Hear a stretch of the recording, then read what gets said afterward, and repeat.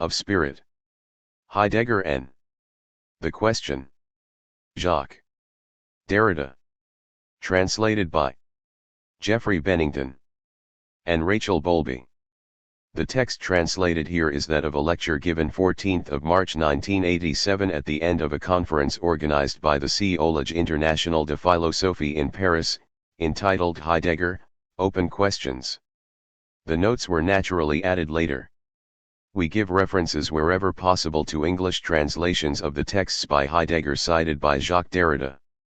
We have benefited from being able to consult these translations, but have retranslated throughout in the interests of consistency and proximity to the versions used by Derrida. I shall speak of ghost, of flame, and of ashes. And of what, for Heidegger, avoiding means. What is avoiding? Heidegger on several occasions uses the common word vermeiden, to avoid, to flee, to dodge. What might he have meant when it comes to spirit or the spiritual? I specify immediately, not spirit or the spiritual but Geist, Geistig, Geistlich, for this question will be, through and through, that of language. Do these German words allow themselves to be translated? In another sense, are they avoidable? Senuendizeit, what does Heidegger say at that time? He announces and he prescribes. He warns, a certain number of terms will have to be avoided. Among them, spirit. In 1953, more than 25 years later, and this was not just any quarter century in the great text devoted to Trückl, Heidegger notes that Trückl always took care to avoid the word geistig. And, visibly, Heidegger approves him in this, he thinks the same. But this time, it is not Geist nor even Geistlich which is to be avoided, but geistig. How are we to delimit the difference, and what has happened? What of this meantime? How are we to explain that in 25 years, between these two warning signals Heidegger made a frequent, regular, marked use of all this vocabulary, including the adjective geistig? And that he often spoke not only of the word spirit but, sometimes yielding to the emphatic mode, in the name of spirit? Could it be that he failed to avoid what he knew he ought to avoid? What he in some sense had promised himself to avoid? Could it be that he forgot to avoid? Or else, as one might suspect, are things more tortuous and entangled than this? Here one could get into writing a chapter destined for a different book. I imagine its title, How to Avoid Speaking. What does avoid mean, in particular in Heidegger, and it is not necessarily avoidance or denegation. These latter categories are insufficient insofar as the discourse which habitually puts them to work, that of psychoanalysis for example, does not take into account the economy of vermeiden in those places where it exposes itself to the question of being. The least one can say is that we are very far away from this taking into account. And all I should like to attempt here is to approach it. I'm thinking in particular of all those modalities of avoiding which come down to saying without saying, writing without writing, using words without using them, in quotation marks, for example, under a non-negative cross-shaped crossing out, or again in propositions of the type, if I were yet to write a theology, as I am sometimes tempted to do, the word being ought not to appear in it, etc. Now we know well enough that, at the date at which he said that, Heidegger had already made this word disappear while allowing it to appear under a crossing out which had thus perhaps set him going, and a long time since, on the path of that theology he says he would only like to write but which he does not write at this very point, saying it's not that at all, saying that that's the last thing he's doing and that he would have to shut up his thinking shop if one day he were to be called by the faith. In saying this, is he not showing that he can do it? And that he could easily, even, be the only one who could do it? The title which imposed itself upon me for this lecture might have surprised or shocked some of you, whether or not they recognize the quotation this time without parody of a scandalous book, originally anonymous and consigned to the fire. This title appears today to be anachronistic in its grammar and its diction, as if it took us back to the age when they still wrote systematic treatises on the model of Latin compositions in the Ciceronian style, when what is called French materialism of the 18th century or French spiritualism of following centuries established on this model the finest canons of our school rhetoric. The anachronistic form, or even the provocatively character of this of spirit seems even more bizarre in the landscape of this conference, for reasons both of style and, if I can say this, of semantics. Spirit, so it seems at least, is not a great word of Heidegger's. It is not his theme. It would seem that he was able, precisely, to avoid it. And who would dare to suspect in him that metaphysics materialist or spiritualist which produced the great days and best moments of a French tradition, the very tradition which has so durably marked our philosophical institutions?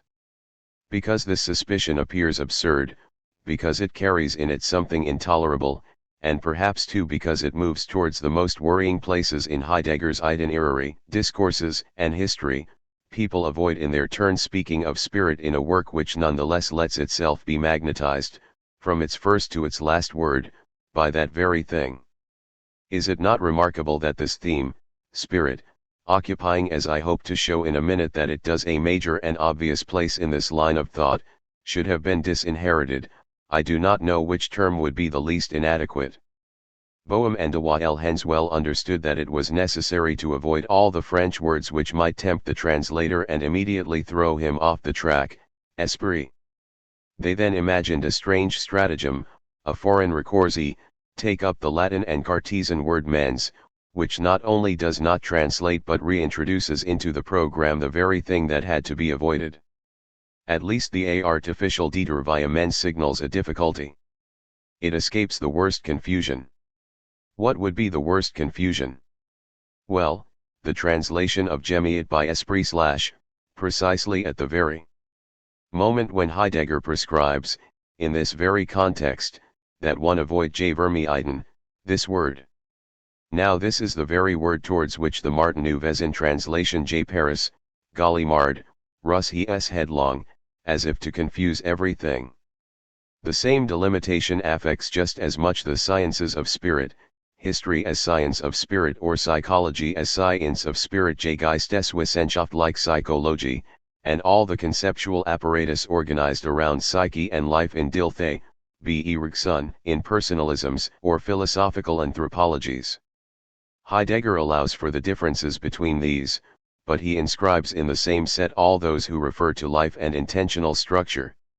Whether in Hust or Skeeler, it is the same inability to interrogate the being of the person. Comparable developments are to be found in the fundamental problems of phenomenology j. In short, at this point, the concept of spirit, this concept of spirit must be deconstructed. What it lacks, apart from any ontological question as to what makes man a unity j soul, consciousness, spirit, and body, is thus indeed an analytic of gemiet. 4.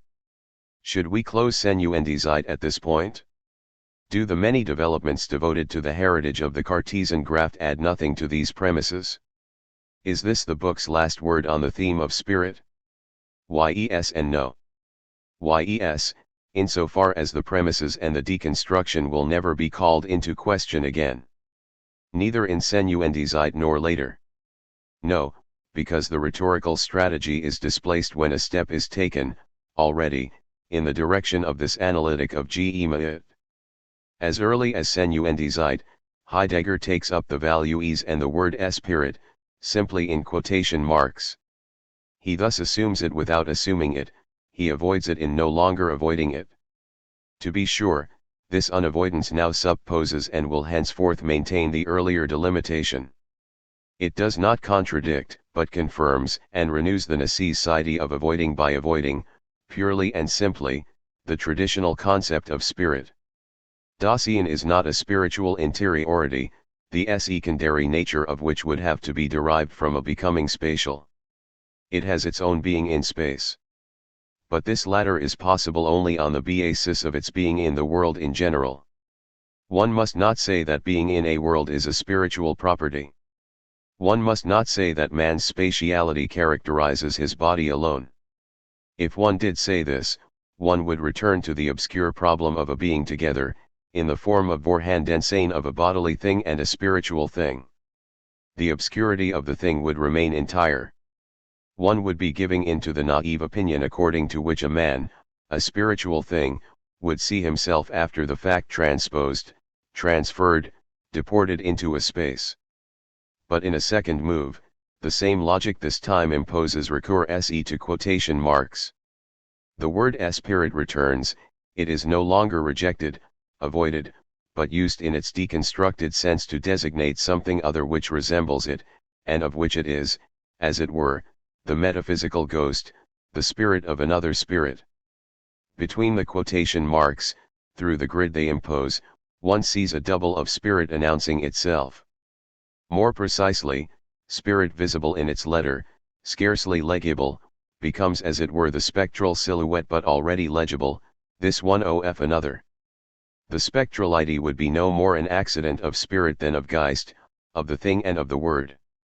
Through the word of Cartesian metaphysics or of the subjective graft, traversing it like an index finger showing something beyond itself, Heidegger will name, in quotation marks, in other words will write negatively, indi recti, silently something which is not, to be sure, what the old discourse called spirit, but in any case, above all, not what it would have considered as the opposite of spirit, the spatial thing, the outside, the body, the inanimate, etc. What is at stake now is to stress that spatiality does not befall a spiritual Dasein which would, through the body, fall after the fact into space. To the contrary, it is because Dasein is not a Vorhanden thing that it is spatial, but quite differently spatial from what one calls physical and extended things. It is thus because it is spiritual that it is spatial and that its spatial ity remains original. It is by virtue of this spirituality that Dasein is a being of space and, Heidegger even underlines it, only by virtue of such a spirituality. We must make ourselves attentive in the first instance to these mute signs, the quotation marks and the underlining. Neither can the spatiality of Dasein be interpreted as an imperfection which would be inherent to existence by virtue of the fatal union of spirit with the body. Dasein can, to the contrary, because it is spiritual, and only for that reason be spatial according to a modality which remains entirely impossible for an extended corporeal thing. Further on in the book, the quotation marks provide the same surveillance around the word spirit when it is no longer a question of space, on this occasion, but of time. However, despite the analogous logical or rhetorical movement, what is at stake is not symmetrical. The development now belongs to a veritable thematics of spirit, and more precisely of the Hegelian interpretation of the relations between spirit and time. If, as Hegel says, history, which is essentially history of spirit, unfolds in time, if therefore the development of history falls into time, how can spirit thus fall into time, into this pure sensible order, this insensible sensibluid as unsinlihi? For such a fall to be possible, the essence of time and the essence of spirit must have been interpreted in a certain fashion by Hegel. Heidegger says that he does not wish to criticize Akritis-Iran, this double interpretation, treat it as though it were simply not to his taste. The argumentation now becomes tortuous and would merit a long analysis. What has to be brought out? That the idea of a fall of spirit into time presupposes a vulgar concept of time. It is against this Hegelian concept of time, against this vulgar concept, with it as backdr up, that authentic, proper, non-vulgar temporality stands out, the temporality which forms the transcendental horizon of the question of being in se in Zeit.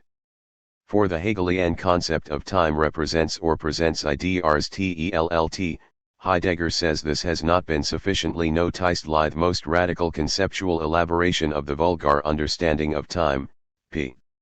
If spirit falls into a time itself determined as negation of the negation, it must also present itself as negation of the negation. Its essence is the concept, i.e., the form of thought when it thinks itself, the self-conceiving idea as sich begreifn, as grasping of the non-ills erfassen nicht in other words a grasping of this difference. There is thus in the pure concept, the essence of spirit, a difference of difference le in unterschieden de Unterschieds. It is just this which gives the essence of spirit the formal apophantic determination which was required, that of a negation of the negation. And it is indeed a logical formalization of the Cartesian cogito, i.e. of consciousness as cogito me cogitare rem, grasping of self as grasping of non-self. The Hegelian determination of spirit indeed remains ordered, prescribed, ruled by the epoch of the Cartesian cogito.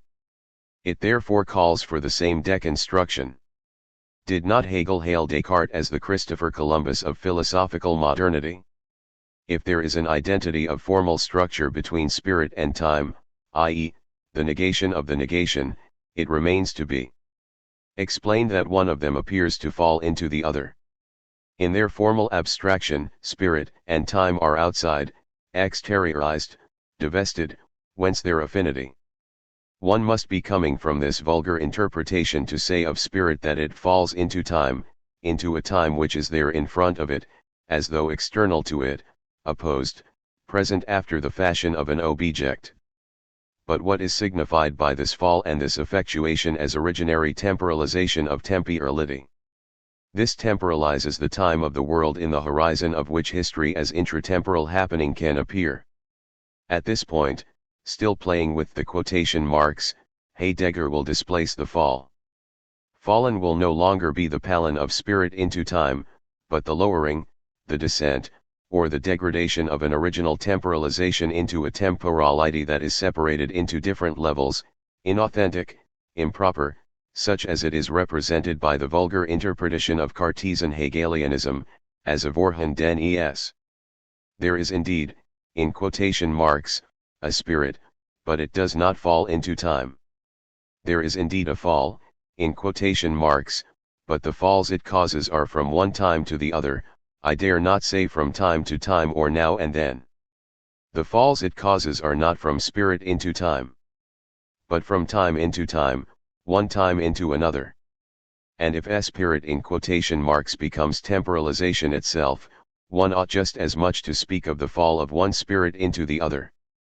In the sentence I am about to read, the palin in quotation marks relates back to Verfallen as it is written without quotation marks in the analytic of Dasein. A spirit does not fall into time, but, factitious existence fall lsin that it falls from originary and proper temporality. But this falling itself has its existential possibility in a mode of its temporalization which belongs to temporality. Of the quotation marks the raising of the curtain. And there's a coup de theatre immediately, with the overture, the entry on stage of spirit itself, unless it's delegating its its Geist, again. 6 years later, and here we have the rectorship address, the curtain raising is also the spectacle of academic solemnity, the splendor of the staging celebrating the quotation marks disappearance. In the wings, spirit was waiting for its moment. And here it makes its appearance. It presents itself. Spirit itself, spirit in its spirit and in its letter, Geist affirms itself through the self-affirmation of the Ger Man University. Spirit's affirmation, inflamed. Yes, inflamed, I say this not only to evoke the pathos of the rectorship address when it celebrates spirit, not only because of what a reference to flame can illuminate of the terrifying moment which is deploying its specters around this theater, but because 20 years later, exactly 20 years, Heidegger will say of Geist, without which it is impossible to think evil, that in the first place it is neither pneuma nor spiritus, thus allowing us to conclude that Geist is no more heard in the Greece of the philosophers than in the Greece of the Gospels, to say nothing of Roman defense, Geist is flame. And this could, apparently, be said, and thus thought, only in German. How are we to explain this sudden inflammation and inflation of Geist? Senuendizide was all tortuous prudence, the severe economy of a writing holding back declaration within a discipline of severely observed markers. So how does Heidegger get from this to the eloquent fervor and the sometimes rather righteous proclamation dedicated to the self-affirmation of the German university? What is the leap from the one to the other? and what in spite of this is confirmed and continued from the one to the other. Each word of the title, Die Selbstbeachtung der Deutschen Universität, is traversed, steeped, illuminated, determined, I mean both defined and detained, called for, by spirit. Self-affirmation, first of all, would be impossible, would not be heard, would not be what it is if it were not of the order of spirit, spirit's very order. The word to order designating both the value of command, of leading, duction or conduction, the Führung, and the value of mission, sending, an order given. Self-affirmation wants to be the affirmation of spirit through Führung. This is a spiritual conducting, of course, but the Führer, the guide here, the rector, says he can only lead if he is himself led by the inflexibility of an order, the rigor, or even the directive rigidity of a mission. This is also, already, spiritual. Consequently, conducted from guide to guide, the self-affirmation of the German university will be possible only through those who lead, while themselves being led, directors direct by the affirmation of this spiritual mission. Later, we shall have to recognize a passage between this affirmation and a certain thinking of consent, of commitment in the form of a reply, of a responsible acquiescence, of agreement or confidence, a sort of word given in return. Before any question, and to make possible the question itself. The German character of this university is not a secondary or contingent predicate, it cannot be dissociated from this affirmation of spirit. As the highest agency of the institution thus erected, of this high school, direct upwards from the heights, spirit can do nothing other than affirm itself, and this, as we shall hear, in the movement of an authentication or identification which wish themselves to be properly German. Right from the opening of the address, Heidegger himself emphasizes the adjective spiritual. It is thus the first thing he stresses. I shall emphasize it in my turn, reading Gerard Granels. This final sentence speaks, then, of the imprint marked in the destiny of the German people. A typological motif, and even an onto-typological motif, as Lacoué Labart would put it. Its recurrences in the rectorship address must be interrogated retrospectively in light of the letter to Junger and what relates there to the modern accomplishment of subjectivity. Without being able to enter into this problem, I would point out that the figure of the imprint is associated here, regularly and essentially, with that of force. Heidegger says sometimes pre-Eingekraft, of a resolution which accords with the tone of the origin and which is knowledge. And the spiritual world of a people is not the superstructure of a culture, and no more is it an arsenal of bits of knowledge and usably values, but the deepest power of conservation of its forces of earth and blood, as the most intimate power of emotion and the vastest power of disturbance of its existence. Only a spiritual world guarantees the people its grandeur. For it imposes the constraint that the constant decision between the will to grandeur on the one hand, and on the other the laissez-faire of decadence, give its rhythm to the march our people has begun toward its future history. The celebration corresponds properly, literally, to an exaltation of the spiritual. It is an elevation. This is not only a question of the charismatic tone, of proclamation or declaration, but of an exaltation in which is declared and erected the Most High. As always, the profound and the haughty are allied in the Most High, the highest of what guides the spiritual guides of Die Hochschule and the depth of the forces of earth and blood. For it is, precisely, in them that the spiritual world consists. As to what is clear in this exaltation, spirit has here no longer the sense of metaphysical subject ity. There is no contradiction with Senuendizeit in this regard. Spirit does not belong to subjectivity, at least in its psychical or egological form, for it is not certain that the massive voluntarism of this address is not still caught up in the same epoch of subjectivity. One other thing seems as clear, in a sense which would, to be sure, like to think itself not Hegelian, historicity is immediately and essentially determined as spiritual. And what is true of history is true of the world. On several excisions, Heidegger associates, with a hyphen, the adjectives geistig and geschichtlich. Geistig geschichtlich is das I.N., Geschichtlich geistig is the world. This association will be constant, 2 years later, in the introduction to metaphysics. But still in the address, and still in order to follow this trace of the question and its privilege, I shall insist on the following point: the union, the hyphen between spirit and history plays a very significant role in a passage which makes of the Phrasen the very assignment of spirit. The question is of spirit or it is not. Such an original concept of science carries the obligation not only of objectivity, but again and above all of the essentiality and simplicity of questioning at the center of the spiritual world, which is, historially, that of the people. And even, it is solely from this that objectivity can receive its true foundation, in other words find its genre and its limits. Libid. The self-a, formation of the German university, every word of the title is, as we said, steeped in the exalting celebration of this spirit. We have just seen how the force of its imprint marks the self-affirmation, signing in the same Stroke the being German of the people and of their world, that is, its university as will to know and will to essence. It remains to confirm that the same spiritual imprint is inscribed in the academic organization, in the legislation of faculties and departments, in the community of masters and pupils. The faculty is a faculty only if it deploys itself in a capacity for spiritual legislation rooted in the essence of science, so as to give to the powers of existence, which form its urgency, the form of the people's one spiritual world. And we will find this theme of spirit and of the West again, though displaced, in the text on Truckle. What is the price of this strategy? Why does it fatally tum back against its subject, if one can use this word, as one must, in fact? Because one cannot demarcate oneself from biologism, from naturalism, from racism in its genetic form.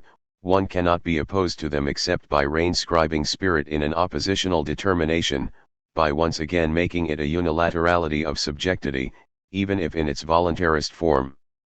The constraint of this program remains very strong.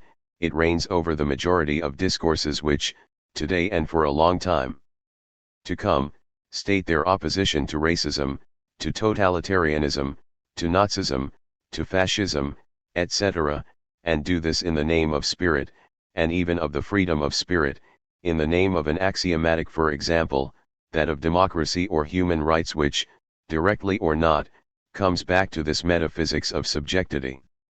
All the pitfalls of the strategy of establishing demarcations belong to this program, whatever place one occupationalizes in it. The only choice is the choice between the terrifying contaminations it assigns. Even if all forms of complicity are not equivalent, they are irreducible. The question of knowing which is the least grave of these forms of complicity is always there. Its urgency and its seriousness could not be overstressed, but it will never dissolve the irreducibility of this fact.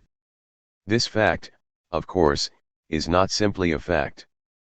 First, and at least, because it is not yet done, not altogether, it calls more than ever, as for what in it remains to come after the disasters that have happened, for absolutely unprecedented responsibilities of THIRD-WORLDISM.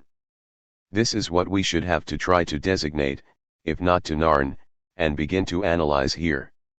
In the rectorship address, this risk is not just a risk run.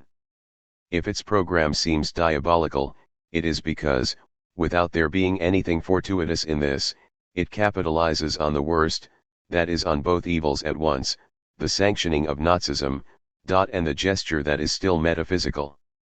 Behind the ruse of quotation marks, of which there is never the right amount, the unavoidable itself, spirit's double, Geist as the Geist of Geist, spirit as spirit of the spirit, which always comes with its double. Spirit is its double. However we interpret this awesome equivocally, for Heidegger it is inscribed in spirit. It is of spirit. He will say so in speaking of spiritual evil in the text on TRAKL, but he already notes it, in another mode, at the beginning of the Introduction to Metaphysics, 2 years after the rectorship address.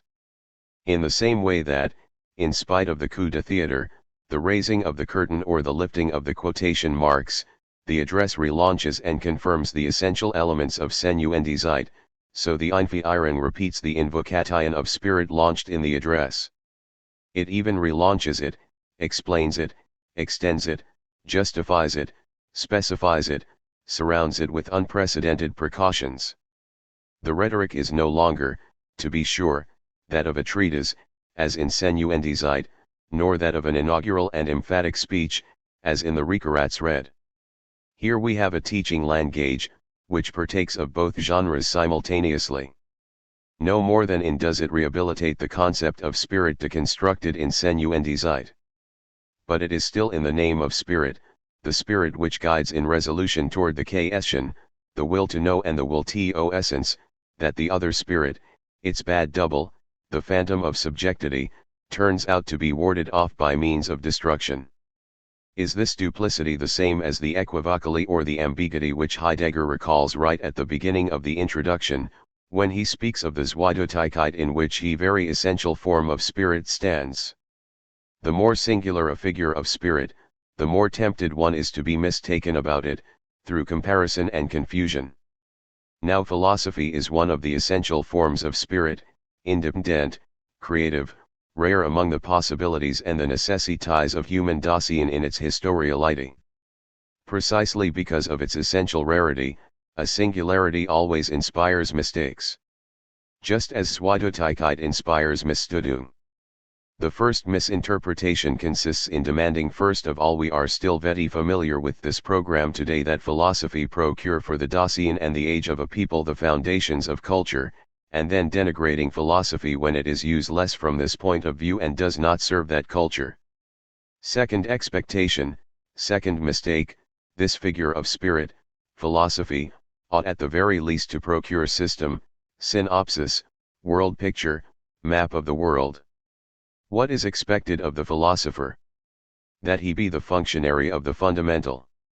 These misunderstandings, more full of life today than ever, are sustained, notes Heidegger, by teachers of philosophy. Self-affirmation or self-presentation of spirit, all that the rectorship address announces in these terms is renamed in the Einführung. One could say from the title and name of Einführung. The assignment of the question is here immediately associated with that of the Führung said to be spiritual. The Einführung opens with a meditation on the question, or more precisely on the introduction to the question, on what introduces, induces, and conducts to within the question, the Hineinführen in das fragender Grundfrage, a pre-questioning, ein Vorfragen.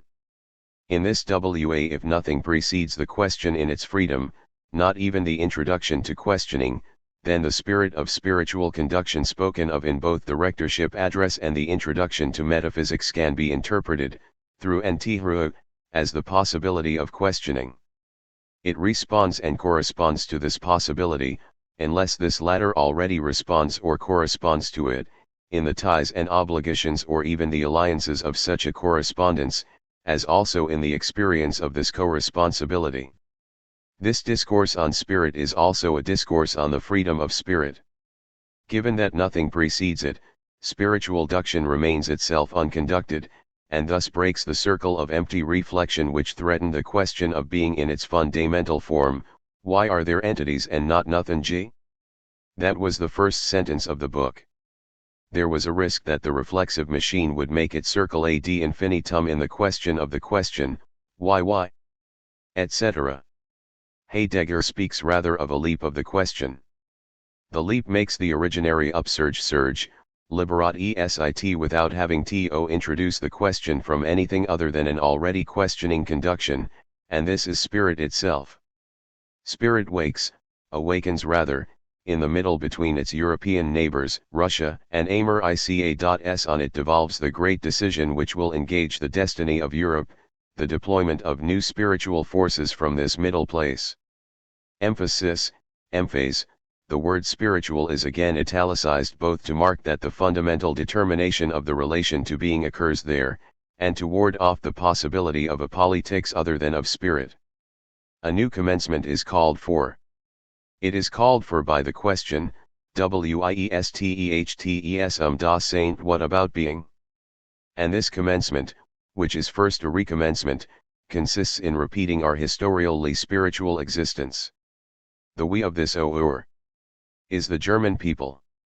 I referred too hastily to a geopolitical diagram gnosis, at the point where the discourse is neither that of knowledge no are clinical or their aputic. But geopolitics conducts us back again from the earth and the planet to the world and to the world as a world of spirit. Geopolitics is none other than a weltpolitik of spirit. The world is not the earth.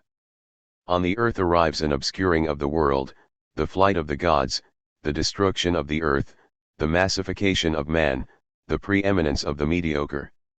Vi. What do we call the world? What is the world if it grows obscure in this manner? Reply, lithe world is always a spiritual world.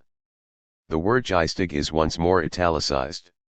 Just recently excluded, to avoided, a little later under tight surveillance, hemmed in, compressed, constrained to use quotation marks, here it is now swelling, exclaimed, acclaimed, magnified, at the head, no doubt, of all the emphasized words.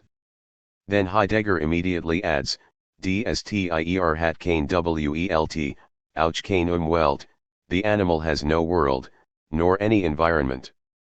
Inevitable consequence, the animal has no spirit since, as we have just read, every world is spiritual, animality is not of spirit. And one ought to draw from this proposition all the consequences which would impose themselves with regard to the determination of man as animal rationale. We will not be able to do so here, any more than we shall have time to deploy the analysis which this interpretation of animality would demand. I limit myself to the most indispensable schema. Without rushing towards what might be dogmatic in the form of this proposition, and traditional about its content, one can note first the following paradox. At first sight the sentence appears expressly to contradict the three theses lengthily elaborated or problematized, but not refuted in the lectures from the winter semester of in Freiburg, in answer to the question, what is the world? I recall these three theses. The stone is without world. The animal is poor in world. Man is world-forming, if one can thus translate Weltbildend. These theses not only prepare for the question, what is the world? They must also reply to a certain question of life, how can the essence of life be accessible and determinable? Biological and zoological sciences presuppose access to the essence of the animal creature, they do not open up that access. This at least is what Heidegger affirms in a classical gesture, subjecting regional knowledge to regional ontologies and the latter to a fundamental ontology, and then disqualifying, on this matter, any logic of the vicious circle or of the dialectic. These theses, then, are presented as metaphysical and not scientific. Access to this metaphysical dimension, in the positive sense in which Heidegger then used the term, is closed just as much for the sciences as for philosophical anthropologies, such as that of Skeeler, for example. Sciences and anthropologies must, as such, presuppose, without being able to exhibit it, the animal or human world they make their object. What does welter mean? What does this poverty of world mean? We cannot here do justice to Heidegger's patient, laborious, awkward, sometimes aporetical analysis. The word poverty could, but this is only a first appearance, enclose two presuppositions or two hypotheses. On the one hand, that of a difference of degree separating indigence from wealth. The animal would be poor, man rich in world, and therefore in spirit, since the world is spiritual, less spirit for the animal, more spirit for man. On the other hand, if it is poor in world, the animal must certainly have some world, and thus some spirit, unlike the stone which is without world, weltlos. Heidegger rejects purely and simply the first hypothesis, whatever difficulty this implies for the maintenance of this word. Strange here, poverty. The difference he is talking about between poverty and wealth is not one of degree. For precisely because of a difference in essence, the world of the animal, and if the animal is poor in world, and therefore in spirit, one must be able to talk about a world of the animal, and therefore of a spiritual world as not a species or a degree of the human world. This poverty is not an indigence, a meageriness of world. It has, without doubt, the sense of a privation, of a lack. The animal does not have enough world, to be sure. But this lack is not to be evaluated as a quantitative relation to the entities of the world. It is not that the animal has a lesser relationship, a more limited access to entities, it has an other relationship. We will specify it in a moment. But the difficulties are already piling up between two values incompatible in their logic, that of lack and that of alterity. The lack of world for the animal is not a pure nothingness, but it must not be referred, on a scale of homogeneous degrees, to a plenitude, or to a non-lack in a heterogeneous order, for example that of man. So what justifies this concept of lack or privation once the animal world is no longer a species of the human world?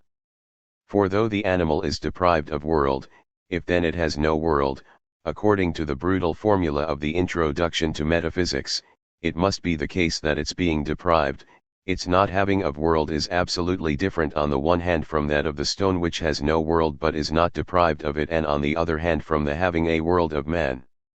This analysis, certainly, has the interest of breaking with difference of degree. It respects a difference of structure while avoiding anthropocentrism. But it remains bound to reintroduce the measure of man by the very root it claimed to be, withdrawing from that measure this meaning of lack or privation. This latter is anthropocentric, or at least referred to the questioning we of Dasein. It can appear as such and gain meaning only from a non-animal world, and from our point of view. What is more, can one not say just as legitimately that the having a world also has for man the signification of some unheimlich privation of world, and that these two values are not opposed? Let's start again. If the animal has no world, and therefore no spiritual world, if it is not of spirit, this not having a world has a sense radically different from that of the stone, which for its part is without world but could not, precisely, be deprived of one. The animal has no world either, because it is deprived of it, but its privation means that its not having is a mode of having and even a certain relation to having a world. The without of the without world does not have the same sense and does not bespeak the same negativity for animal and for stone, privation in one case, pure and simple absence in the other. The animal has a world in the mode of not having, or, conversely, it is deprived of world because it can have a world. Heidegger talks of a poverty as a form of not having in the being able to have. No doubt this being able, this power or potentiality, does not have the sense of an Aristotelian dynamis. It is not a virtuality oriented by a telos. But how can one avoid the return of this schema? The animal has and does not have a world. The proposition seems contradictory and logically impossible, as Heidegger recognizes. But he adds that metaphysics and essentiality have a logic different from that of the sound understanding of man. For reasons we have recognized, and in truth out of weariness of Hegelian reason, Heidegger is not in a hurry to resolve these contradictions of the understanding on the basis of a speculative and dialectical power of absolute reason. The logical contradiction between the two propositions would mean simply that we have not yet sufficiently elucidated the concept of world, the guiding thread of which we are following here, since it is none other than that of spirit. Spirituality, Heidegger insists on this, is the name of that without which there is no world. It is therefore necessary to manage to think this knot which laces together the two propositions: the animal has no world, the animal has a world. And therefore the animal has and does not have spirit. We were just saying that poverty must mark a difference that was qualitative, structural, and not quantitative. With the stone, the difference is clear. The stone has no access to entities, it has no experience. As for the animal, it has access to entities but, and this is what distinguishes it from man, it has no access to entities as such. This privation is not that which Heidegger situates in Senuendizeit within the structure of the as of something as something. This structure of the understanding of the world can or must give rise to an anti-predicative and pre-verbal clarification. It is not to be confused with the as of the statement. The experience of privation which Heidegger describes in this context is not more original than that of seeing with understanding. Rather, it presupposes it and derives from it. What can be said of Dasein in this regard cannot be said of the animal, but the discrepant analogy between these two privations remains troubling. The animal can have a world because it has access to entities, but it is deprived of a world because it does not have access to entities as such and in their being. The worker bee, says Heidegger, knows the flower, its color and its scent, but it does not know the stamen as a stamen, it does not know the roots, the number of stamens, etc. The lizard, whose time on the rock in the sun, Heidegger describes laboriously and at length, does not relate to the rock and the sun as such, as that with regard to which, precisely, one can put questions and give replies. And yet, however little we can identify with the lizard, we know that it has a relationship with the sun and with the stone, which itself has none, neither with the sun nor with the lizard. Let us pick up here on a feature which is more than merely amusing. It seems to me significant and we should dwell more on it if there was time.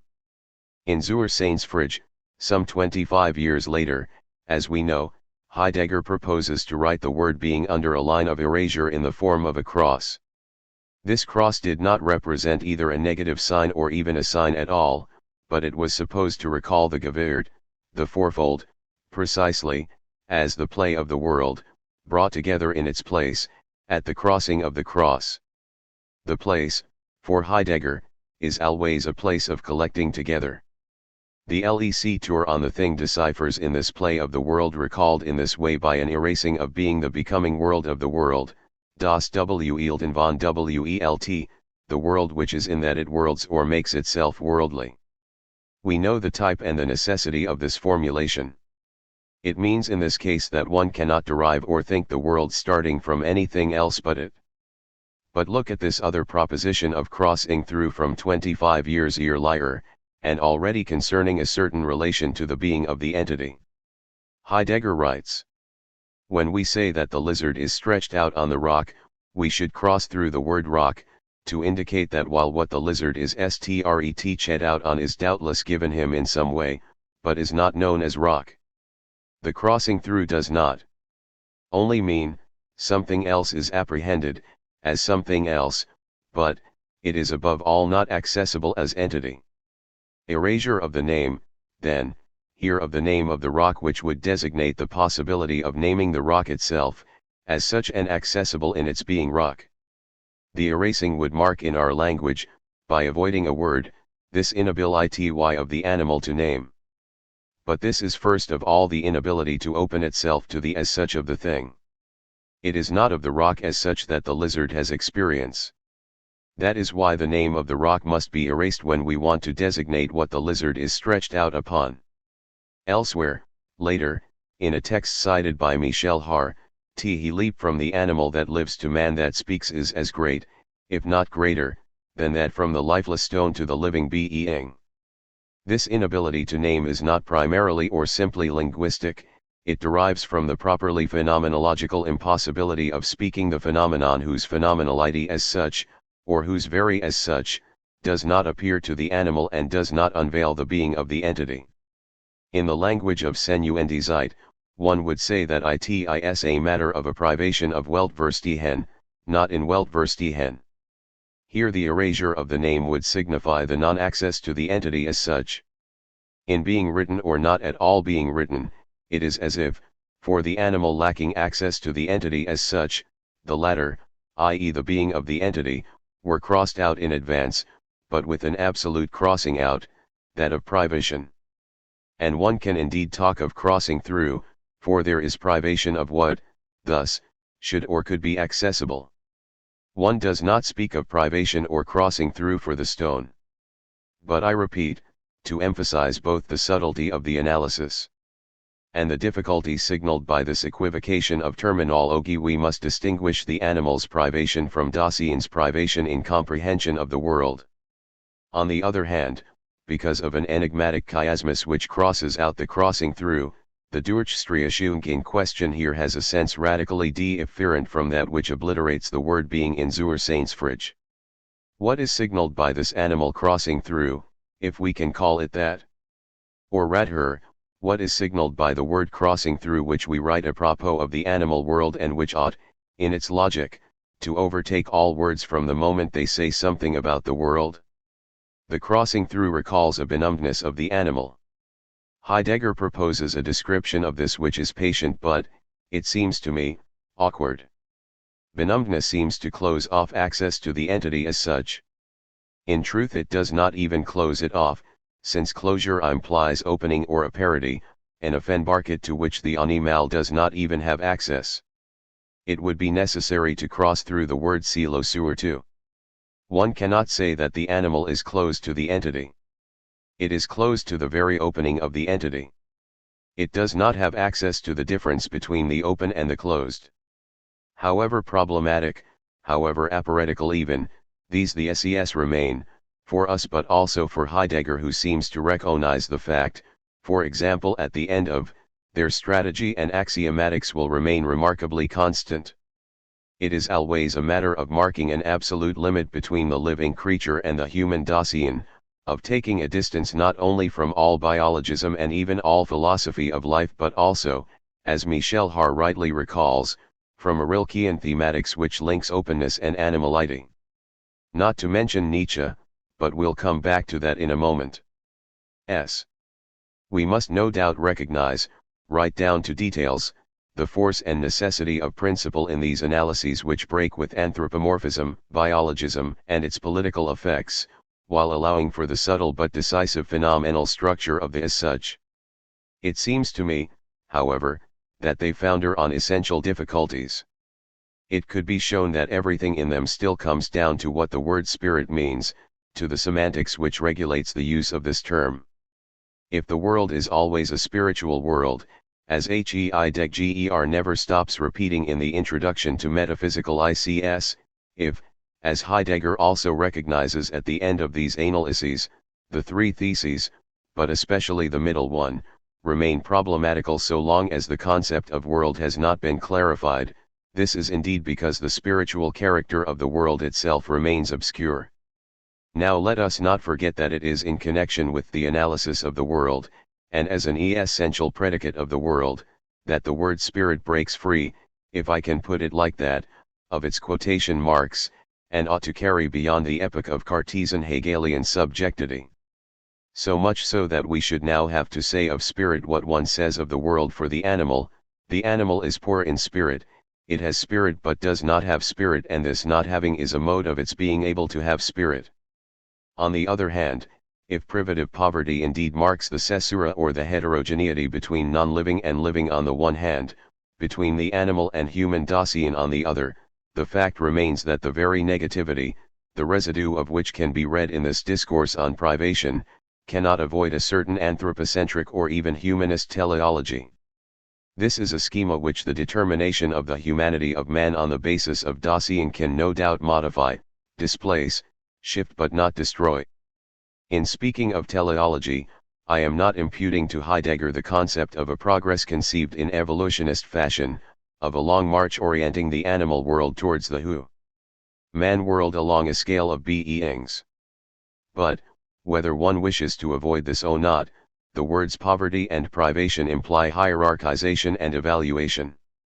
The expression poor in world or without world, just like the phenomenology supporting it, encloses an axiology regulated not only upon an ontology but upon the possibility of the ontological as such, upon the ontological difference, the access to the being of the entity, then the crossing through of the crossing thruf, i.e. opening to the play of the world and first of all to the world of man as Weltbildende. I do not mean to criticize this humanist teleology. It is no doubt more urgent to recall that, in spite of all the denegations or all the avoidances one could wish, it has remained up till now the price to be paid in the ethico-political denunciation of biologism, racism, naturalism, etc.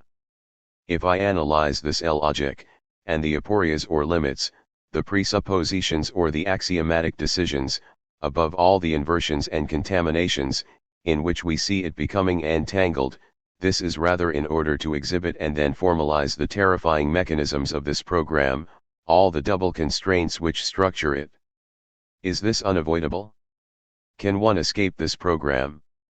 No sign would suggest it, at least either in Heideggerian discourses nor in anti-Heideggerian discourses. Can one transform this program? I do not know. In any case, it will not be avoided all at once and without reconnoitering it right down to its most tortuous and most subtle resources. What are the symptoms that this situation now lets us read in Heidegger's text? If the analysis put forward indeed brings out that the animal is not in the human world in the mode of Vorhandenheit, any more than the entity is in general for the animal in the mode of Vorhandenheit, then one no longer knows what modality of being to reserve for the animal for itself and for us, for the human Dasein.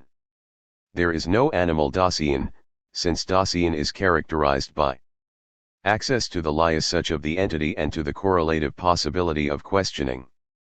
It is clear that the animal can be after a prey, it can calculate, hesitate, follow, or try out a track, but it cannot properly question. In the same way, it can use things, even instrumentalize them, but it cannot gain access to a technique.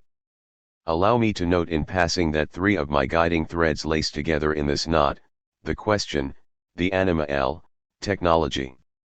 But as, on the other hand, the animal is not a Dasein, nor is it Vorhandensein or Zuhandensein for us, as the original possibility of a Mitsein with it is not seriously envisaged, one cannot think it or talk of it in terms of existential or of categorical, to go back to the pair of concepts which structure the existential analytic of Senuendizeit.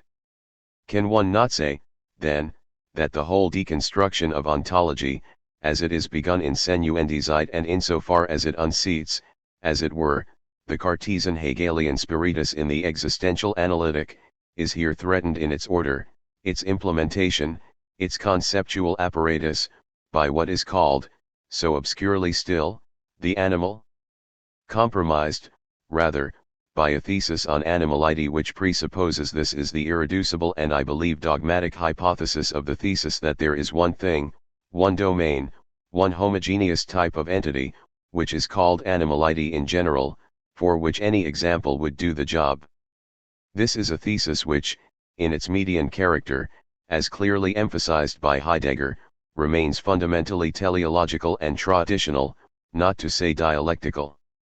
These difficulties, such at least is the proposition I sub mit for discussion, never disappear from Heidegger's discourse. They bring the consequences of a serious mortgaging to weigh upon the whole of his thought. And this mortgage indeed finds its greatest concentration in the obscurity of what Heidegger calls spirit. VII. But as to what is guiding or inspiring Heidegger here, is it possible to distinguish between the obscurity of the concept or the word Geist and the obscurity of spirit itself? Correlatively, is it possible to distinguish between the obscurity of the concept of world and the obscurity, even the darkening, of the world itself, if the world is always world of spirit? Perhaps it is preferable to speak here of darkening rather than of obscuring. This last word, chosen by Gilbert Kahn for the French translation, risks remaining too intellectual and pointing, in the style of Descartes or Valéry, towards what can affect the clarity of the idea. Precisely because it has to do with the world, and not with the idea or even with Arie Sunjay, because, in the profundity of a more romantic pathos, by its appeal to the foundations and the profund ideas, this essay on spiritual Vereinigung does not however give rules for the direction of spirit. Perhaps the word /I darkening is more suitable for it. The question seems unavoidable, and precisely in this form. For in the passage from the Einführung which we took as our starting point just now, Heidegger was meditating first of all on the darkening of the world itself, and thus of spirit. If the concept of world and that of spirit, which is inseparable from it, remain obscure, is this not because the world and spirit are themselves historically darkened? Darkened for man and not for animals? There is an anti-Machtung of spirit. It corresponds to this darkening of the world. It renders spirit destitute by depriving it of its power or its force, of its dynasty.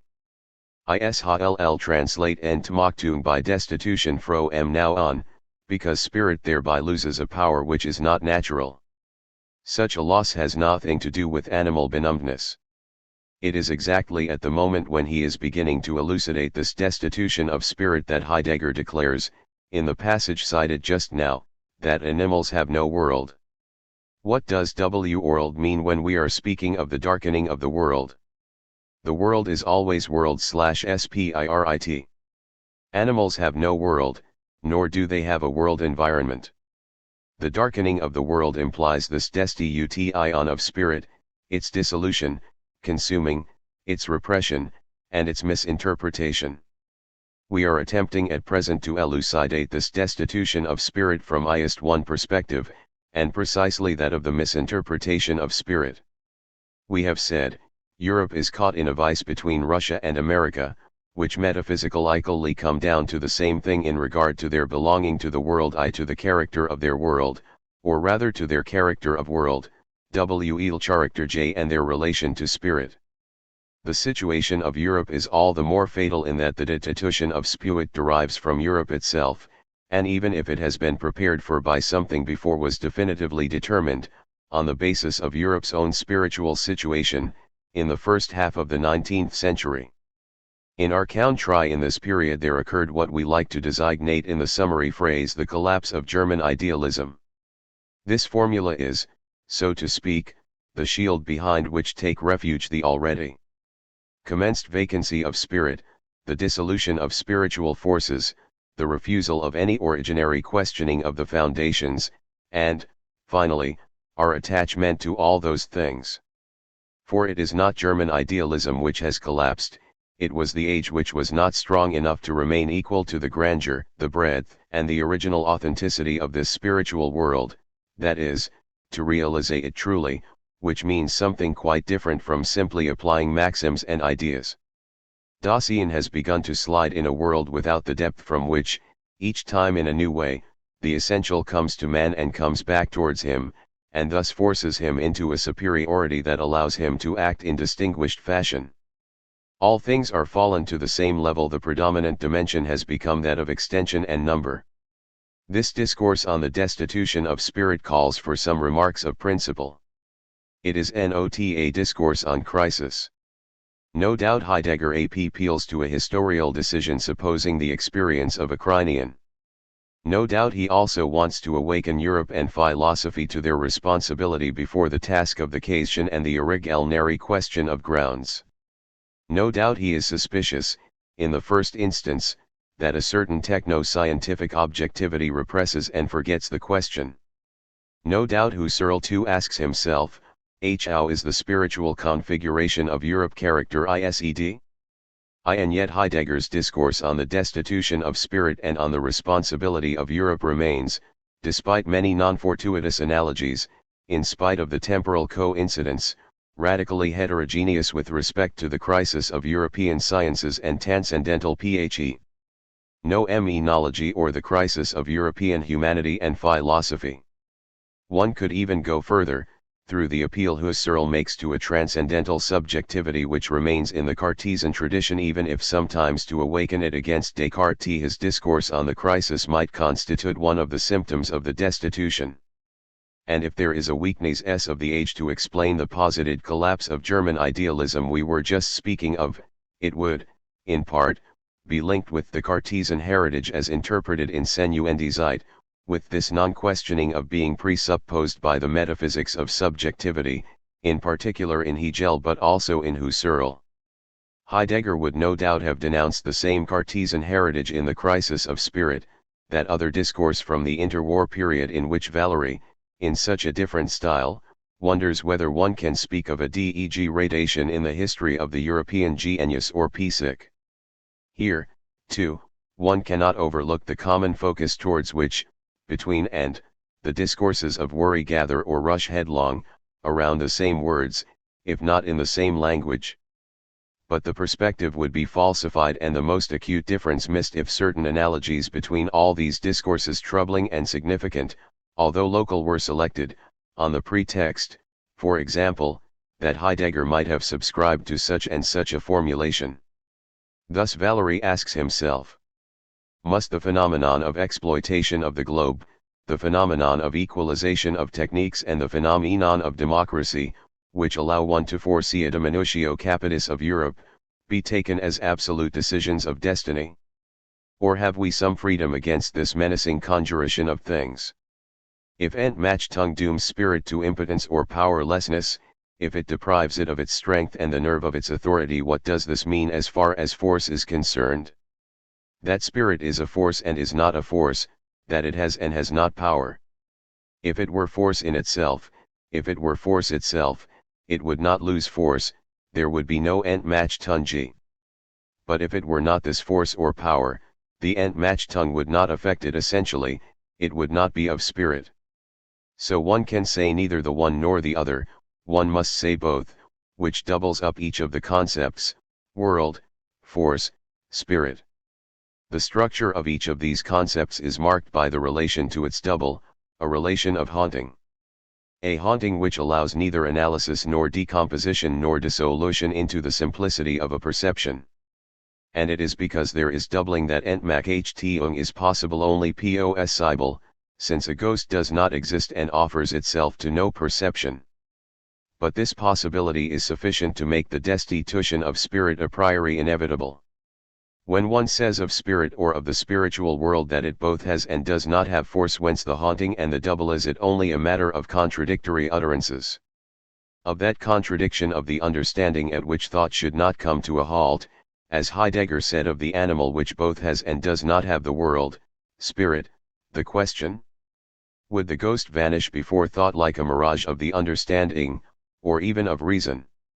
Heidegger says that destitution is a movement proper to spirit, proceeding from within it. But this inside must also enclose the spectral duplicity, an immanent outside or an intestine exteriority, a sort of evil genius which slips into spirit's monologue to haunt it, ventriloquizing it, and thus dooming it to a sort of self-persecuting disidentification. Moreover, a little later in the same passage, Heidegger names the demonic. Evidently not the evil genius of Descartes. The hyperbolical hypothesis of the evil genius, to the contrary, gives way precisely before that which constitutes evil for Heidegger, the one who haunts spirit in all the forms of its destitution, the certainty of the cogito in the position of the sub-ectum and therefore absence of originary questioning, scientific methodologism, leveling, predominance of the quantitative, of extension and of number, so many motifs which are Cartesian in type. All of that, which accepts lie and distribution, is evil, the foreigner, foreign to spirit in spirit. When Heidegger names the demonic, he specifies, in a brief parenthesis, in the sense of destructive malignity. Spiritual essence of evil. Some of Heidegger's formulations here are literally Schelingen. We shall meet them again in the text on THIRD, which includes at its center a thinking of evil as torment of spirit. The spiritual night, or the spiritual there, is first the resignation of spirit into intelligence, understanding / Verständigkeit, calculation, mass distribution, the reign of the literati and the aesthetes, of what is merely spiritual. What has pretensions to be an intellectual culture of spirit thus manifests only a simulacrum and lack of spirit. Needless to say, the form of the propositions I was advancing just now would in Heidegger's eyes betray the same resignation of spirit before the calculating authority of the understanding. Must I specify that I would not subscribe to this diagnosis? Without suggesting a different one, all I am doing or trying to do here is to begin to think through, I will not even say to question, the axiomatics of this diagnosis, the status it assigns to the understanding in what is still an extremely Hegelian way, and that includes the imperative, or even the piety, of questioning. We will return to this later on. b. Secondly, there is the instrumentalization of spirit. Like Bergson, and at least on this point, Heidegger here associates intelligence, that falsification of spirit, with the instrument, during which a Führer refused to shake hands with Jesse Owens, the black sprinter.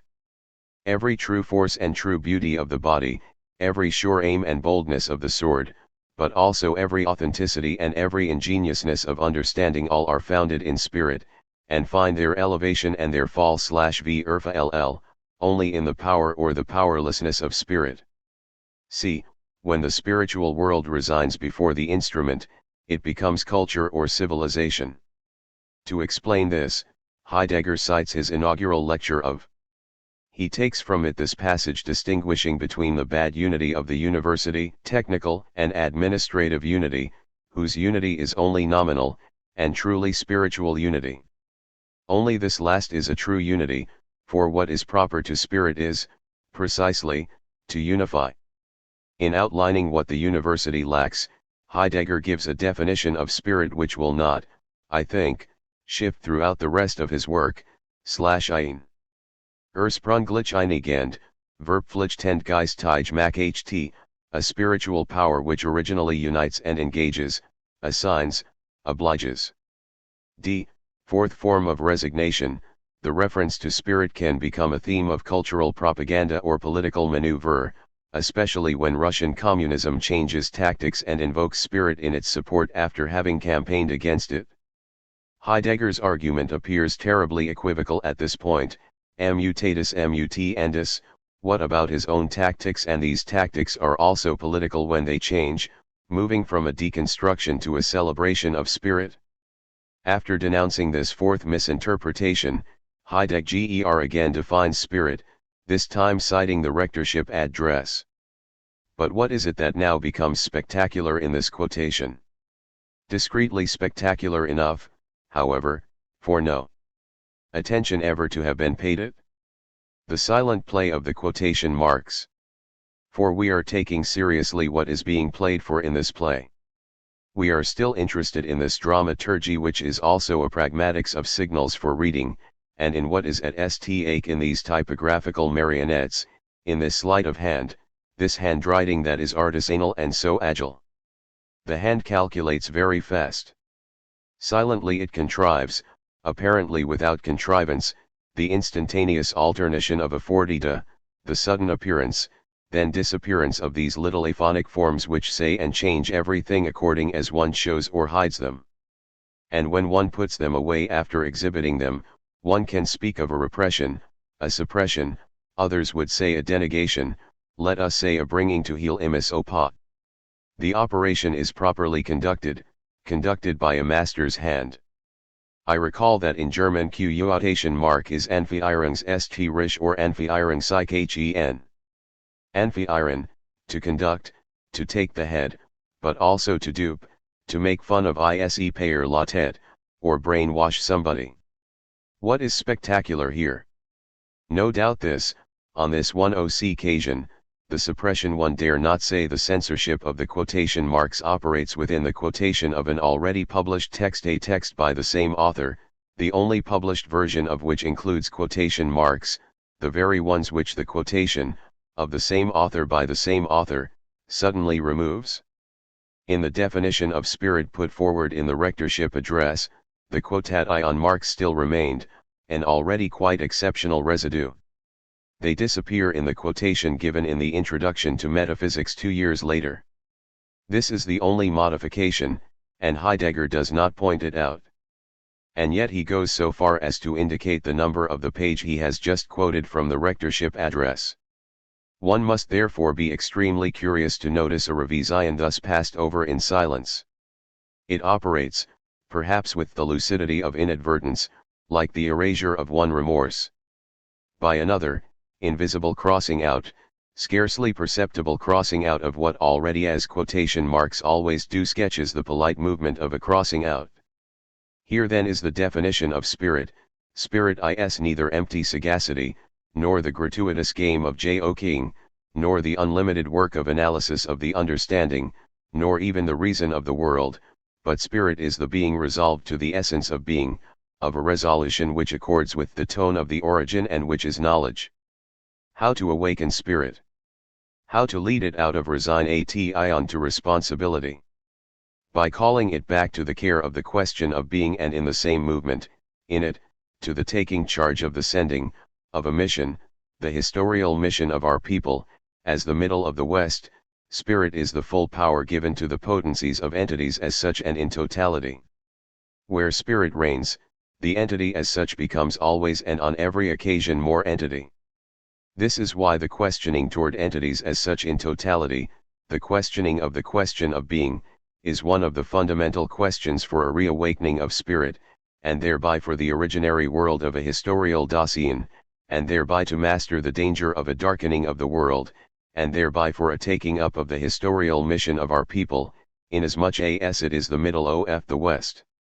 The awakening of spirit, the reappropriation of its potency, thus passes, once more, through the responsibility of case tioning, as it is entrusted, assigned, destined to our people / the fact that the same chapter should, in its conclusion, open onto the destiny of language in which is grounded the relation of a people to being, shows clearly enough that all these responsibilities are interwoven, that of our people, that of the cation of being, and that of our language. Now at the beginning of the chapter on the grammar of the word be, it is again the spiritual quality which defines the absolute privilege of the German language. Why this incommensurable privilege of one language? And why is this privilege determined with regard to spirit? What would the logic of this be, if one can still speak of logic in a region wherein is decided the originarity of language in general? The logic justifying such a privilege is strange, naturally unique, but also irrefutable and entrusted to a sort of paradoxy, the formality of which would be worth long developments. According to one's mood, it calls forth either the most serious or the most amused reflections. In the well-known passage I am going to quote, I shall emphasize two features which have perhaps not been given all the necessary attention. The fact that the formation on the Greek language gives this process all its significance. For this language is, along with German, both the most powerful of all, and the most spiritual. TWO features to emphasize, then, and two very odd dissymmetries. The first dissymmetry unbalances the relationship between Greek and German on the one hand, all the languages of the world on the other. Heidegger does not just mean to recall that one always thinks in a language and that whoever affirms this must still do so in his or her language without the ability or the duty to place himself or herself in some metalinguistic neutrality. For one must indeed sign this theorem in one's own language. Such a signature is never individual. It commits, via the language, a people or a community. No, such a proposition, which could correspond to a sort of linguistico-cultural, anthropological relativism all communities think and think equally in their language does not correspond to Heidegger's thinking. It does not correspond, he would say, with thought, insofar as thought corresponds uniquely with being and can correspond with being only according to the singular event of a language capable of naming, of calling up being or, rather, of hearing itself called by being. That the joint privilege of German and Greek is absolute here with regard to thought, to the question of being, and thus to spirit, is implied by Heidegger everywhere. But in the interview with Der Spiegel, he says it in a calmly arrogant way, perhaps a bit naively, at once on his guard and defenseless and, I would say, in our language, sans beaucoup d'esprit. Faced with such opinionating, it is tempting to add a very Latin exclamation mark to my title, de l'esprit, what the devil. This then is a certain Heidegger, when the mic or Der Spiegel is held up to high M, I am thinking of the special relationship, inside the German language, with the language of the Greeks and their thought. It is something which the French are always confirming for me today. When they begin to think, they speak German, they say definitely that they would not manage it in their language. One imagines the scene of these confidences, or rather of the confirmation. Heidegger certainly did not make it up, they go to complain about their language to the master and, one supposes, in the master's language. In its abyssal depth, this declaration is not necessarily without truth. It even becomes a truism if one accepts a fundamental axiomatics according to which the meaning of Geist, Denken, Sen, and a few other words cannot be translated and so can be thought only in German, even if one is French. What else can one say and think in German? But the dogmat is aggravated by the discourteous tone of a declaration which is literally invasive, as much in what it says as in what it shows, would in itself be enough to raise certain doubts about it. The insolence is not even provocative, it is half asleep in tautology. Fichte said some analogous things, in the name of the same logic, in his address to the Ger man nation. He who thinks and thus wishes for spiritual ity in its freedom and in its eternal progress, is Ger man, he is one of us, wherever he was born and whatever language he speaks. Conversely, he who does not think and does not wish for such a spiritual ity, even if he was born German and seems to speak Ger man, even if he has so-called linguistic competence in Ger man, he is non-German and foreign for us, and it is to be wished that he separate himself from us total y. This break with relativism is not, however, a Eurocentrism. There would be several ways of demonstrating this. One of them would consist in recalling that it is not Eurocentric in virtue of this first raising of the stakes, it is a Central Europacentrism. For another dissymmetry will come along one day, precisely at the place of Geist, and burst open the Greco-German axis.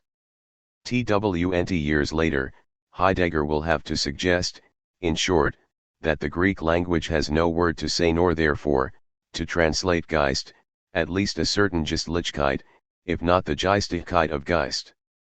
The Greek language, in other words the language of philosophy as well as that of the Gospels. For while Heidegger seems to concede, in a reading of Schelling, and from Schelling's point of view, that Geist, which in any case has never been spiritus, at least names the same thing as pneuma, in his Gespräch with T-Oracle, he affirms that Geist and Geistlich in T-Oracle refer first of all to flame and not to breath or pneumatic inspiration. The adjective Geistlich would thus lose even the connotation of Christian spirituality by which it is normally opposed to the secular or to metaphysical Geistigkeit. The Geist of this Geistlichkeit could be thought only in our language. It turns out then that of the two twinned languages, Greek and German, which have in common the greatest spiritual richness, only one of them can name what they have and are in common par excellence, spirit. And to name is to offer for thinking. German is thus the only language, at the end of the day, at the end of the race, to be able to name this maximal or superlative excellence which in short it shares, finally, only up to a certain point with Greek. In the last instance, it is the only language in which spirit comes to name itself. In the last instance, in the last place, for this separation between Geist and Pneuma will be marked only at the moment when the difference between Geistig and Geistlich will also be marked, and then, within Geistlich, the difference between the traditional Christian meaning and a more originary meaning. But in the introduction to metaphysics, what Greek and German have in common is still the greatest Geistigkeit, the one that will be defined as a Platonic inheritance. There too, the violence of the dissymmetry should not come as a surprise. It too comes very close to truism or tautology. To say, as Heidegger is still doing in the introduction, that the privilege shared by Greek and German is that of Geist is already to interrupt the sharing and accentuate once more the dissymmetry. One cannot ask for the Greek's approval. If he had given it, he would at least have done so in his or her language. He would have said, yes, pneuma, sure, our two languages, from the point of view of the possibility of thinking, are the most pneumatic or pneumatological. He would have perhaps used other words too, but would not have failed to claim the prerogative of Greek, the only one to be able to say and think that. More likely, in the logic of this fabulous truism, one can bet that the Greek would not have dreamed for a moment, and for good reason, of associating German with this claim. Not for an instant, not even provisionally, as Heidegger still does in Vi2. During the same years, as we know, the strategy of interpretation also concerns Nietzsche. It is supposed to withdraw him from any biologistic, zoologistic, or vitalistic reappropriation. This strategy of interpretation is also a politics. The extreme ambiguity of the gesture consists in saving a body of thought by damning it. One unearths in it a metaphysics, the last metaphysics, and orders all the significations of Nietzsche's text according to it. As in Hegel, we would still apparently be dealing with a metaphysics of absolute subjectivity. But unconditioned subjectivity is here no longer that of the willing which knows itself, i.e. that of spirit, but the absolute subjectivity of the body, of impulsions and effects, the unconditioned subjectivity of the will to power. The history of modern metaphysics, which determines the essence of man as animal rationale, divides as follows. There are two symmetrical sides to unconditioned subjectivity, rationality as spirit on the one hand, animality as body on the other. By virtue of this fact, the unconditioned essence of subjectivity necessarily unfolds as brutalitas of bestialitas. In the same way, the thought of race is interpreted in metaphysical and not biological terms. By thus inverting the direction of determination, is Heidegger alleviating or aggravating this thought of race? Is a metaphysics of race more or less serious than a naturalism or a biologism of race? Let us leave the question of this still equivocal strategy suspended too. On this view, Nietzsche would not therefore be proposing a philosophy of life or a Darwinian explanation of rational ity, and therefore of spirit in the Hegelian sense, that other part of the rational animal. Heidegger nonetheless takes issue with those for whom the spirit, according to Nietzsche, would be the soul's adversary, and therefore the adversary of life. No, Nietzsche does not disavow or deny spirit, he does not avoid it. Spirit is not the adversary but the scout it draws and, once again, leads the soul whose path it breaks. When it opposes soul, i.e. life, when it does this harshly, this is in favor and not to the detriment of life. Spirit/soul/life, pneuma/psyche/zoe or bios, spirita/anima/vita, Geist-Iseal/Leben. These are the triangles and squares in which we imprudently pretend to recognize stable semantic determinations, and then to circumscribe or skirt round the abysses of what we ingenuously call translation. Later we shall wonder what the opening of these angles might mean. And primarily what goes on between spirit and psyche. The relationship of spirit to soul would situate the focal point, so to speak, of those lectures collected under the title Lithe Essence of the Poet as Demigod, and especially in the chapter devoted to lithe spirit which grounds Historia Lie.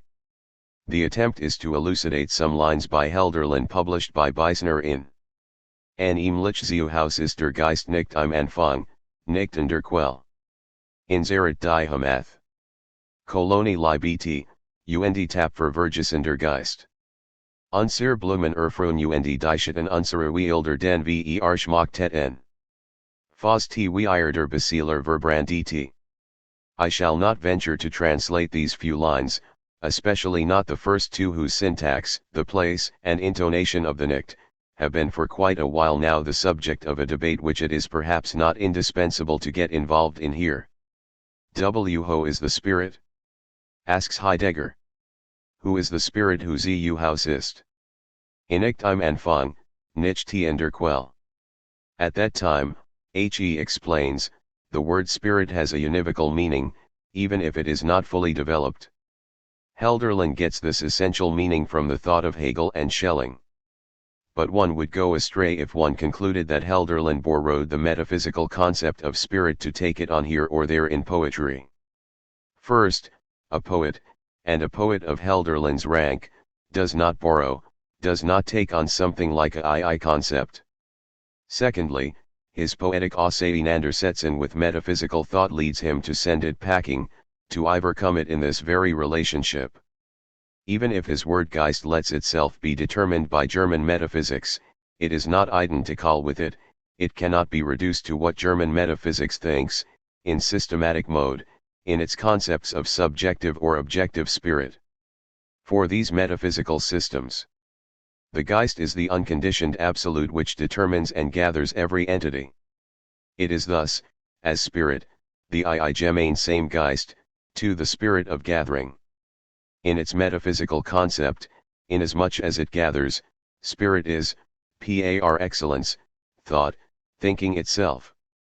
It is truly spirit inasmuch as, thinking the essential, it gathers which it does by thinking itself, thus finding itself at home, close up to itself. Its thoughts don't simply belong to it, they are, and this is Hölderlin's line of verse, thoughts of the spirit which gathers into community. De Gemeinsamen Geistesgedanken sind. One should not read in this a metaphysical propoetion astray in a poem. The hymn poetically meditates spirit as what is, and what is assigns to every entity the sending or the mission of its being. This assignment or mission is spoken all along the chain of Geschick, Schick-like, Schicksal, Geschichte, whose untranslatability is not foreign to the fact that the language in which the chain is deployed is itself the proper place or even the irreplaceable idiom of this assigning mission, of this sending of history itself. Given that man has a privileged relationship to the entity as such, his opening to what is sent dispensed, destined to him confers on him an essential Geschicklichkeit. This is what allows him to be and to have a history. Let us suppose that this interpretation of spirit, that which gathers or in which what gathers is gathered, is not in fact a metaphysical proposition astray in the poem. It will still be necessary to take seriously at least two obvious things. On the one hand, Heidegger's formulation is the same, whether he is dealing, 10 years later, with spirit in the work of Trickle, which he also wants to withdraw from pneumatology or metaphysical and Christian spirituality, or whether some years before these lectures on Hölderlin. With the course on Schelling. This course emphasizes the unifying essence of spirit, which is originally unifying unity. With regard to this unity, Heidegger writes then, in that it is a unity, spirit is Lwave/law. What he names then in Das Wehen is only the breath or spiration of what properly unites in the most originary fashion, love. But for S.C. Helling, spirit is less high than love, of which it is only the breath. Spirit manifests the breath of love, love in its respiration. It is easier to name than love which was present, if one can say so, before the separation of ground and existent. How is love to be designated? How can we name the very high of what is above spirit and thus moves spirit, breathes it in or exhales it? How should we designate it? Schelling asks. For even spirit is not yet the most high, it is only spirit, that is the breath of love. But it is love which is the most high. It is what was present before ground and existence were, all the same it was not yet present as love, but how can we designate it? Here the verb also abandons the thinker, Heidegger then notes. Hurry, in this place where it is a question of speaking love, the most high, the soul and unifying origin of language, in other words, of breathing. Also the thinker, because the verb, the word, is thus the moment of breathing or spirit which at a certain point has no word. For, in that it is language, it cannot go back or raise itself up to name THT which set it in motion. Before it or higher than it, its origin, love. What Schelling says here, of the infinite desire in God, of separation, of nostalgia, and of the evil whose possibility is due to the divisibility of Geist in mana, this leaves legibly traces in the readings of Trickle and, first, of Hölderlin, to whom I return briefly. That spirit founds history and that the sending remains for man a future, the coming of future of a coming, this is what Hölderlin thinks as a poet. And since, in imposing on him this word from the French language, I have spoken a great deal of spirit as a revenant, Heidegger would say here, in another language, that it is necessary to think of returning in him. Das Kommende in seinem Kommen Wort erfahren und Bewahrheit im Dichten. Der geschichtlich-gründende Geist muss der sie Urst sein St finden im Mut de Dichters. Das andere Wort für das Gemiet ist Seele. What is missing in the metaphysics of subjectivity, we read in Senuendizeit, is a correct interpretation of Cerniite. There is no doubt that Heidegger claims to come across it here in listening to a Heiderlil. The soul is not the principle of life for animals and plants, but the essence of Gemüt which welcomes to itself the thoughts of spirit. De Gemeinsamen Geistesgedanken sind. Still in den in der Seele de Dichters. The thoughts of spirit inhabit the soul of the poet, they are at home there, native, heimisch. The poet gives soul rather than giving life. He is the beseeler, not the animator or the ringleader but the one who insufflates the soul. He gives spirit its space, he makes it reign in what is. By essaying what is, he lets it appear in its Begeisterung. The Begeisterung of the poet, his passion, his enthusiasm, I daren't say his inspiration, opens the saying of spirit. Dichten ist das Sagen der Gedanken des Geistes, Dichten ist Dichten der Geist. The space of a Literatur does not allow an analysis of the reading Heidegger proposes of the lines. Mlexiohaus ist der Geist nicht im Anfang, nicht in der Quelle. Inserit die Heimath. We should have to listen to Adorno and to Beta Alema NN. Who have contested this reading. We should also have to take into account the subtle attention Heidegger pays to the Betonung, to the different possibilities of marking the tonal accent, for example that of nicht in the line I have just quoted. I must be content with picking out from this reading the words or the motifs which could guide us in the recognition of a trajectory. This movement follows a sort of limit. Given this, it touches both sides of the limit and makes division almost impossible. It is the limit between a metaphysical thinking of spirit, under which fall the systematic philosophemes of Hegel, of Schelling, but also, for a certain dimension of his saying, of Hölderlin, and, on the other hand out of this divide, those Dichter who are the same Hölderlin, the same but another, and Nickel. The words or the motifs which could guide us in this trajectory turn out to be those speaking of the motif, the movement, the trajectory. We are always dealing with the thought not of the circle but of the return, of a turning of the Rückkehr towards the home. It belongs to the essence of spirit that it only is properly the evil of the sense such which gives the impulsion to go out of oneself in order to return to oneself, or to return to oneself so as to go out of oneself, is the essence of spirit of which Hölderlin speaks as poet. In spirit, says Heidegger, here reigns the nostalgia for its own essence. Given this, at the beginning of this expropriation-reappropriation, in this exappropriation, spirit is never at home. It is on the basis of this sort of originary depropriation that Heidegger interprets Kolonielied, und tapfer Vergesender Geist.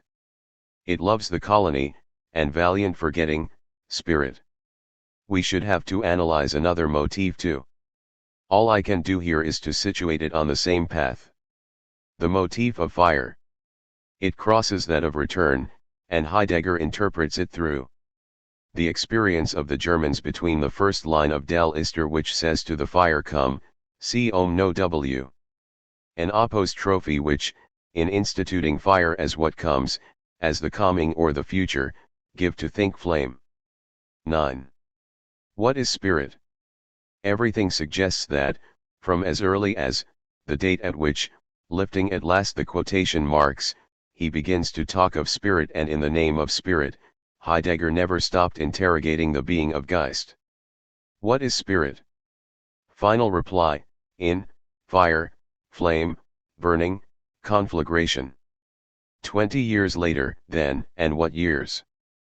But we are going to speak of the year, and precisely in order to approach what later sometimes means. What comes very late, the latest, can also lead back closer to an origin, or return revenir, rather, to the origin before the origin, earlier even than the beginning. The Gespräch with Druckel, that collocution of Denker and Dichter, strikes the reply. Between thinker and poet, Gespräch does not signify conversation, as it is sometimes translated, nor dialogue, nor exchange, nor discussion, and still less communication. The speech of the two who speak, the language which speaks between them divides and gathers according to a law, a mode, a regime, a genre which can receive their name only from the very thing which is said here, by the language or speech of this Gespräch. Language speaks in speech. It speaks about itself, refers to itself in deferring itself. Here we shall not read a Gespräch between Heidegger and Druckel on the Subjekt of spirit. The Gespräch will be defined as a determinate mode of speech only from what is said of spirit, of the essence of Geist as it divides and gathers in conflagration. What is spirit? The reply is inscribed in maxims which translate certain poetic statements by Trickle, in a form which one would call ontological if ontology were still the dominant regime of these texts. Doch was ist der Geist? / I Heidegger indeed ask s. What is spirit? Reply, to der Geist ist das Flammende / I. Further on, der Geist ist Flamme. How to translate? Spirit is what inflames. Rather, what inflames itself, setting itself on fire, setting fire to itself. Spirit is flammy. A flame which inflames, or which inflames itself, both at once, the one and the other, the one the other. Conflagration of the two in the very conflagration. Let us try to bring our language closer to this furnace. A furnace of spirit, in that double genitive by which spirit affects itself and gets affected by fire. Spirit catches fire and gives fire. Let us say that spirit inflames, in one or two words, both verb and noun. That which both catches and gives is fire. The fire of spirit. Let us not forget what was said above and that we are going to reread once again. Spirit gives soul, it does not only give it up in death. Spirit inflames. How is this to be heard or understood? Not, what does it mean? But how does its sound and resound? What about the consonants, the singing, the praise, and the hymn in this Gespräch with the poet? And in order to open up this question, perhaps it is necessary to think even that, even those of whom Heidegger said, their singing is poetic speech. To which he adds, setting the question going again, how? How much? What does it mean, poetic speech? To what do we give that name? What is so called, so calls? Ifn washe ist dikten in this Gespräch, there will be no deciding whether the thinker speaks in his name or in correspondence with Oracle. In the face of such statements, there will be no deciding whether visible or invisible quotation marks, or even some still more subtle marks, must suspend the assigning of a simple responsibility. In order to decide, a long meditation would be necessary, before such an assigning, as to what Heidegger says at the beginning about double speech and doubly addressed speech Gesper to ch and Zwiesprach between thinker and poet. It would be necessary to meditate on the difference but also the reciprocity between the Erörterung and the Erleiuterung of a Gedicht, the difference between Gedicht and Dichtungen, etc. Just as I cannot translate these words without lengthy formalities, so for lack of time I will have to restrict myself to this gross affirmation which I think is hardly contestable. Statements like those I have just cited and translated by Spirit in Flames are obviously statements of Heidegger. Not his own, productions of the subject Martin Heidegger, but statements to which he subscribes apparently without the slightest reluctance. On the one hand, he opposes them to everything which he is in the process of opposing, and which forms a sufficiently determining context. On the other hand, he supports them in a discourse of which the least one can say is that it does not bear even the trace of a reservation. It would thus be completely irrelevant to reduce these statements in ontological form to commentary / I. Nothing is more foreign to Heidegger than commentary in its ordinary sense, if indeed the word has any other, the concept of which might lay claim to any rigor.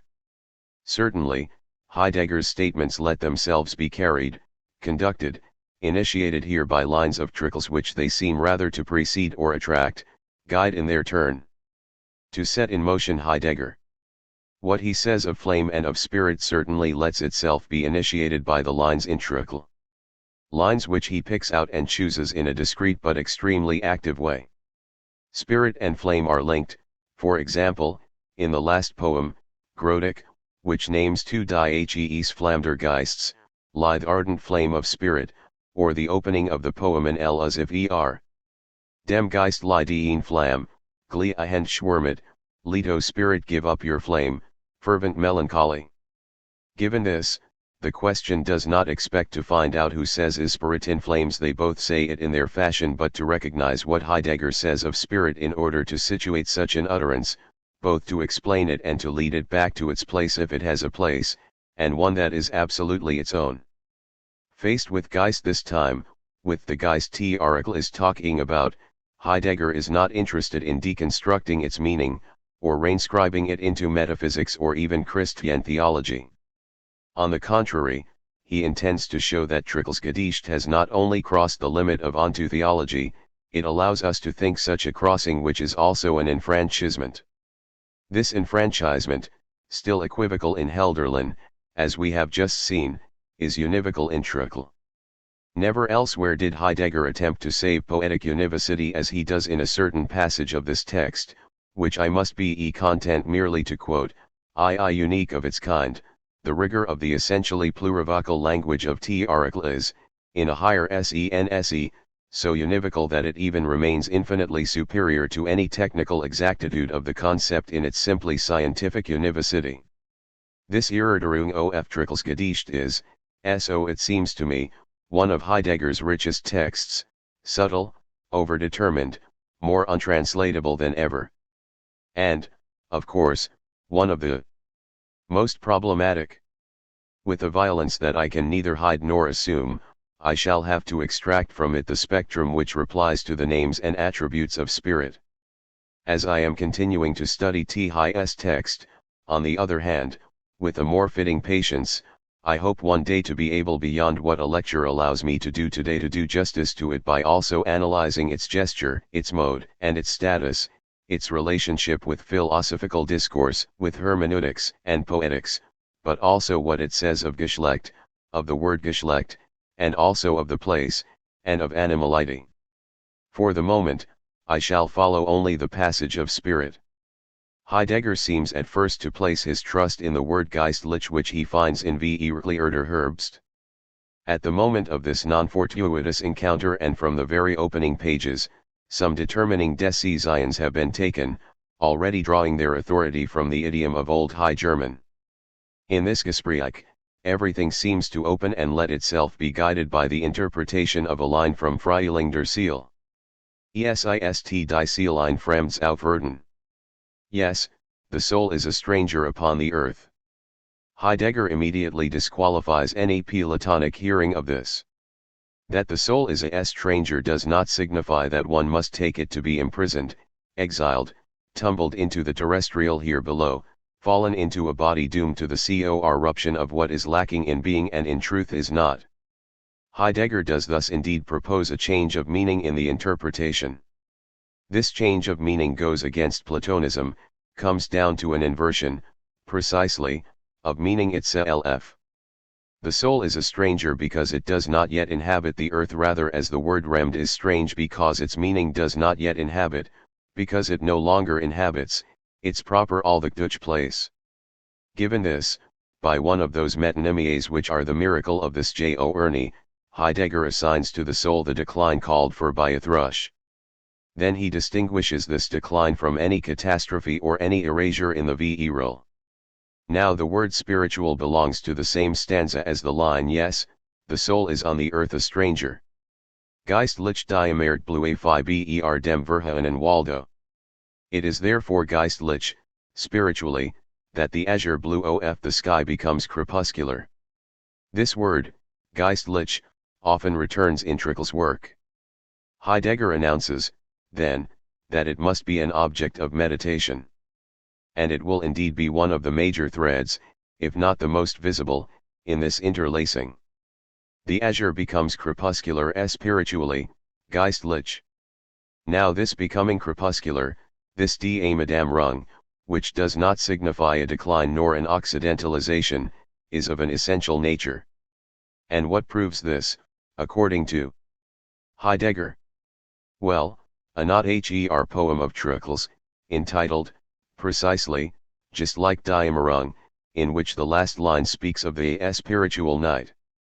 On the basis of this crepuscule or spiritual night is determined the spirituality of the year spoken of in another poem, Unterwegs. What is the year? The year, das. Once again, after covering a huge amount of ground, it is on the basis of a more originary thinking of time that we will open ourselves to a more appropriate thinking of spirit. For at this point a question imposes itself on Heidegger in the face of all the meanings we have just recognized and displaced, and which all determine the Abgeschiedenheit of the stranger.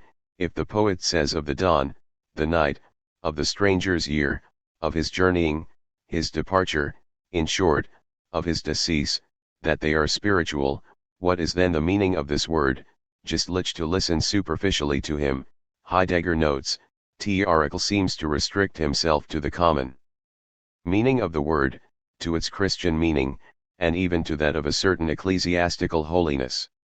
Some of Trickle's lines even appear to encourage this interpretation. However, other lines show clearly, according to Heidegger, that the clerical sense is not dominant. The dominant meaning tends rather towards the earlier of the one who has been dead for a long time.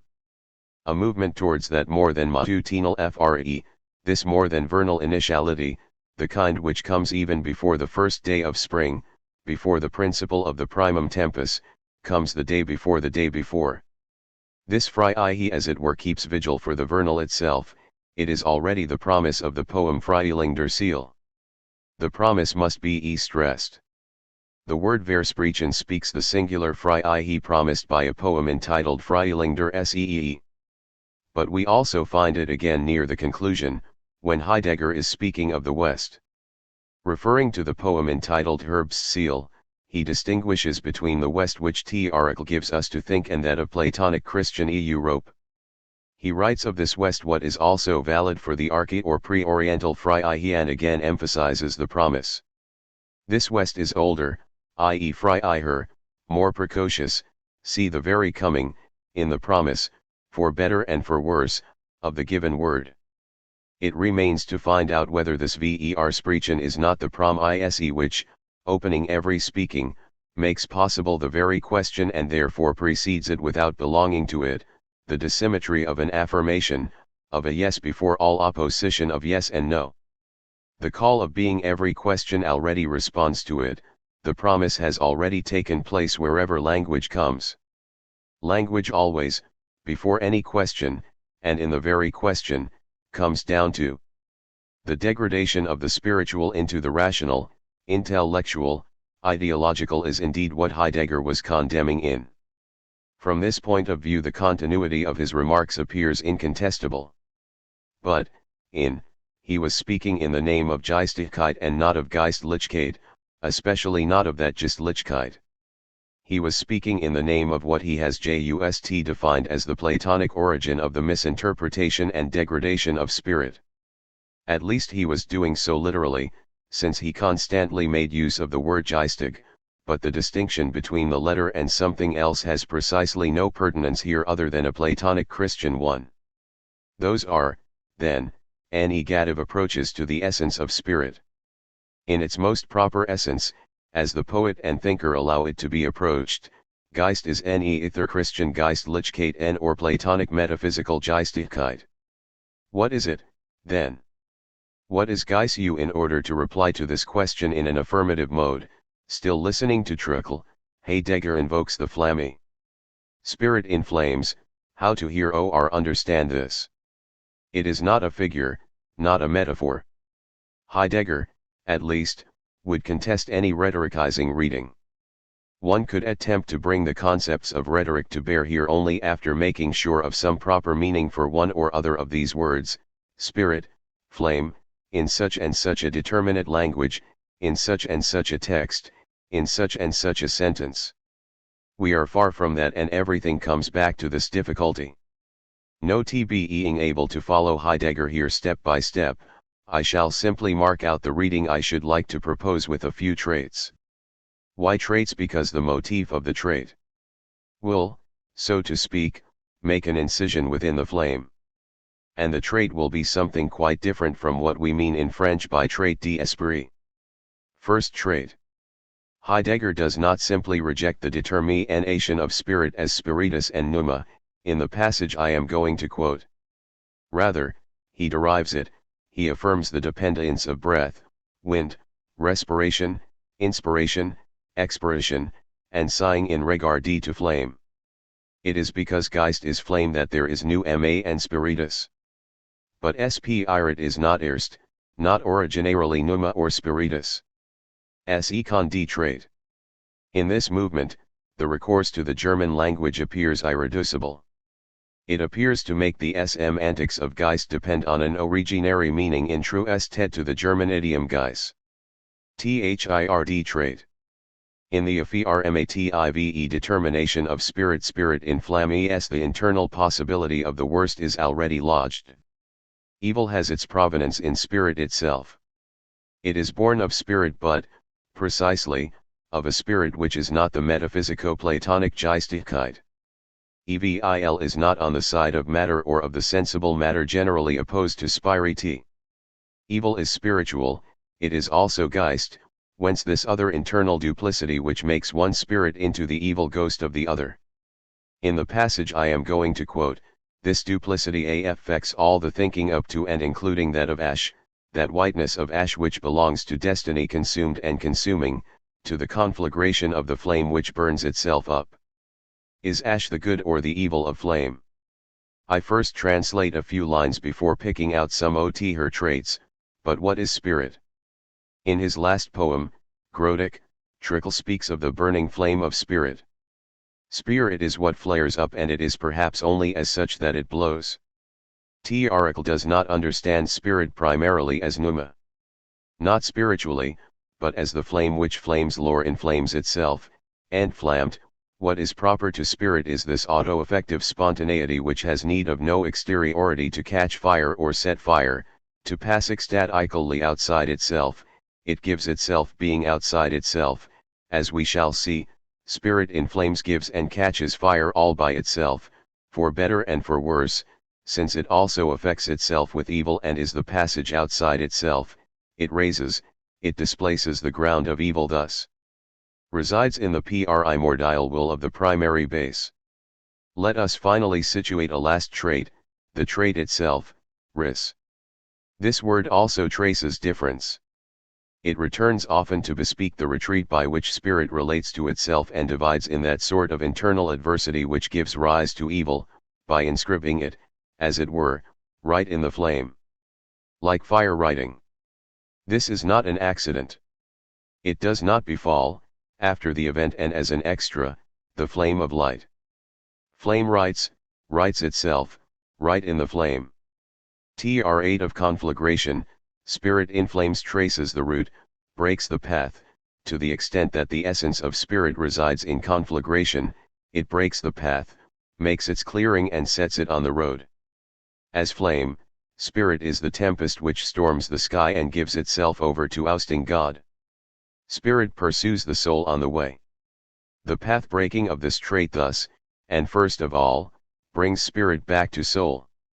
Spirit throws and pursues soul on the way, in the way opened by its fire, and this is the being on the way of migration but also of overtaking, of precipitation or anticipotion according to that temporality which makes the end appear before the beginning. It is thus that spirit transposes, deposes, and deports into the foreign, it transports the soul. Thus, again, es ist die Seele ein fremdes Aufwerten. This deportation is a gift. The spirit is what makes a gift of soul. This is why it is also, in a still Hölderlinian formulation, the besealer. Conversely, the soul guards spirit, nourishes it, and this in so essential a fashion that we may presume, Heidegger adds, that there would be no spirit without soul. Guard and nourishment would again stress, in the sense of a tradition, the femininity of the soul, here indies sociably coupled, and we will not invoke the grammar of genders with a masculine spirit which draws on, hunts, chases, sends on the way, and marks with its trait and, what is more, a trait of flame. Solitary and voyaging, the soul must assume the weight of its destiny, it must gather itself in the one, carry itself towards the essence assigned to it, migration but no wandering. It must carry itself before, to encounter spirit. Fervor of Gemiet, flame, or ardent melancholy, the soul must consent, or lend itself, to spirit. Dem Geist lie die Flamme, glie and die Schwelmet. The soul is great according to the measure of this flame and of its sadness. Oschmalz, Du Flammendes anschauen del großen Ziel, the gem tutti, and finally the one itself. It is too late and I won't keep you here until morning. Schematizing to the extreme, one can perhaps see two paths of thought here crossing under Heidegger's step. And without criticizing, without even asking questions in pretense of conclusion, I shall hold, in the very dry description of these two paths, only to what can still say something to us, at least I imagine it can, about our steps, and about a certain crossing of our paths. About a we which is perhaps not given. One of the paths its trail can be followed in the reading of THIRD would lead back to the spirituality of a promise which, without being opposed to Christianity, would be foreign to it, and even at the origin of Christianity, still more radically foreign to Platonic metaphysics and all that follows from it, foreign to a certain European determination of the course from east to west. What is most matutinal in the FR2HE, in its best promise, would in truth be of an other birth and an other essence, origin heterogeneous to all the testaments, all the promises, all the events, all the laws and assignments which are our very memory. Origin heterogeneous, this is to be understood at once, all at once, in three senses: heterogeneous from the origin, originarily heterogeneous, heterogeneous with respect to what is called the origin, other than the origin and irreducible to it, heterogeneous and or insofar as at the origin, origin heterogeneous because at the origin of the origin. Heterogeneous because it is and although it is at the origin. Be cause and hoc at the same time, that's the logical form of the tension which makes all this thinking hum. The circle which, via death, decline, the West, returns towards the most originary, that towards which we are called by the Gespräch between Heidegger and THIRD, would be quite other than the analogous circles or revolutions the thinking of which we have inherited, from what are called the testaments up to and including Hegel or Marx, not to mention some other modern thinkers. Given these words, /I circle, decline, West would be Paleonyms. They deserve only the quotation marks necessary to suspend them in a writing or reading which must carry us beyond. I would be tempted to say of this trail that on the one hand it seems to promise, hail, or save more or better, since it makes appeal to something quite different.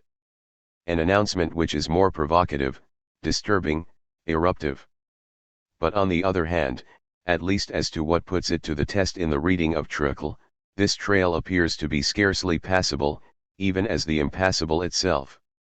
Right down into the detail of what I shall dare to call the explication de text, or at any rate the elucidation, the gestures made to snatch THIRD away from the Christian thinking of Geist seem to me laborious, violent, sometimes simply caricatural, and all in all not very convincing. I shall try to explain what I mean elsewhere.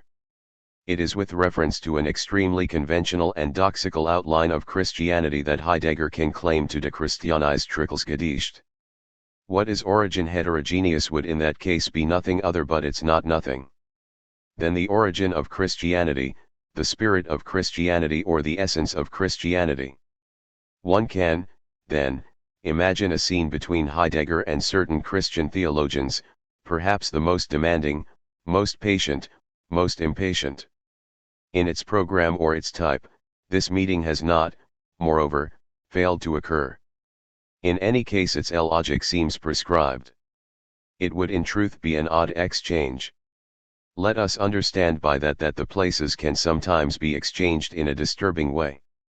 And as, since the beginning of this lecture, we have been speaking of nothing but the translation of these thoughts and discourses into what are commonly called the events of history and of politics, it would also be necessary to translate what such an exchange of places can imply in its most radical possibility. This translation appears to be both indispensable and for the moment impossible. It therefore calls for quite other protocols, those in view of which I have proposed this reading. What I am aiming at here is, obviously enough, anything but abstract. We are talking about past, present, and future events, a composition of forces and discourses which seem to have been waging merciless war on each other. We have here a program and a culminatory whose power remains abyssal. In all rigor it exculpates none of the discourses which can thus exchange their power. It leaves no place open for any arbitrating authority. Nazism was not born in the desert. We all know this, but it has to be constantly recalled. And even if, far from any desert, it had grown like a mushroom in the silence of a European forest, it would have done so in the shadow of big trees, in the shelter of their silence or their indifference, but in the same soil. I will not list these trees which in Europe people an immense black forest. I will not count the species. For essential reasons, the presentation of them defies tabular layout. In their bushy taxonomy, they would bear the names of religions, philosophies, political regimes, economic structures, religious or academic institutions. In short, what is just as confusedly called culture, or the world of spirit. The first, then, those I called theologians and all those they might represent, would say to Heidegger, but what you call the archi-originary spirit, which you claim is foreign to Christianity, is indeed what is most essential in Christianity. Like you, it's what we would like to revive under the theologisms, philosophems, or common representations. We give thanks for what you say. You have a right to all our gratitude for what you give us to hear and think, and which we do indeed recognize. It's precisely what we have always been seeking. And when you speak of promise, this versprechen, of a more than matutinal dawn beyond a beginning and an end of his story, before and beyond east and west, do you realize just how close to us you are? And even more so when you speak of fall fall, and malediction. And even more so when you speak of spiritual evl. And even more so when, in the trace of this line from THIRD, Gottsprachen sanft flamzio seinem Herzen, O Menschage.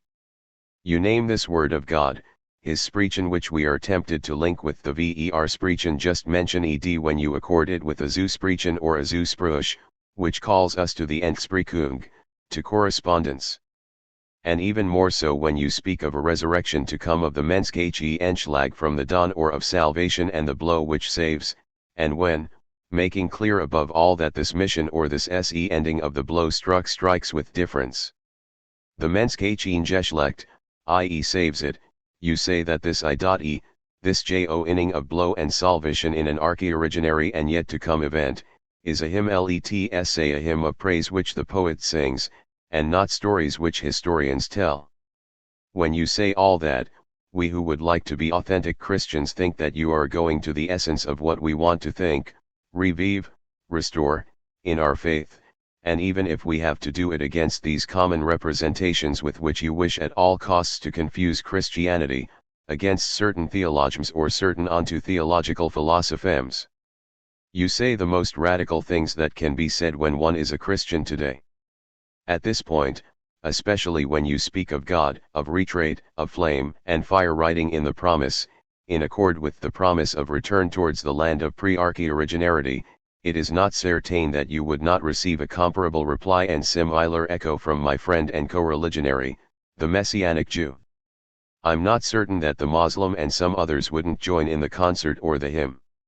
At least all those who in religions and philosophies have spoken of Ruach, Pneuma, Spiritus and, why not, Geist.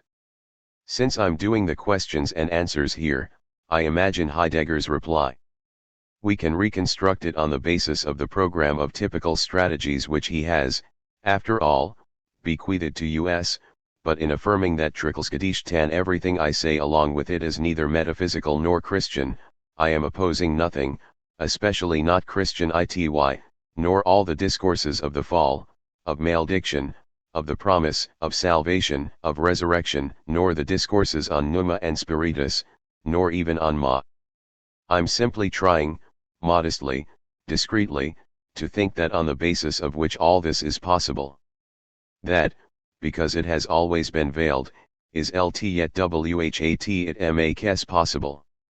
That on the basis of which, that more than originary frei he, is not yet thinkable, it remains. I. To come. A circle draws this frei he from the day before up to that morning which has not yet come, and this circle is not yet or already no more the circle of European metaphysics, or the eschatologies, the messianisms or apocalypses of all sorts. I did not say that the flame was something other or opposite than pneumatological or spiritual breathing. I said that it is on the basis of flame that one thinks pneuma and spiritus or, since you insist, ruach, etc. I simply said, Geist is not first of all this, that, or the other. This retreat of Heidegger's, of which we have the regular, typical, and recurrent signs in his text, is one of the two paths in the crossing I mentioned a moment ago, and which further runs the risk. Crossing is not a neutral word of recalling the cross-shaped crossing through under which one leaves being or God to sewer.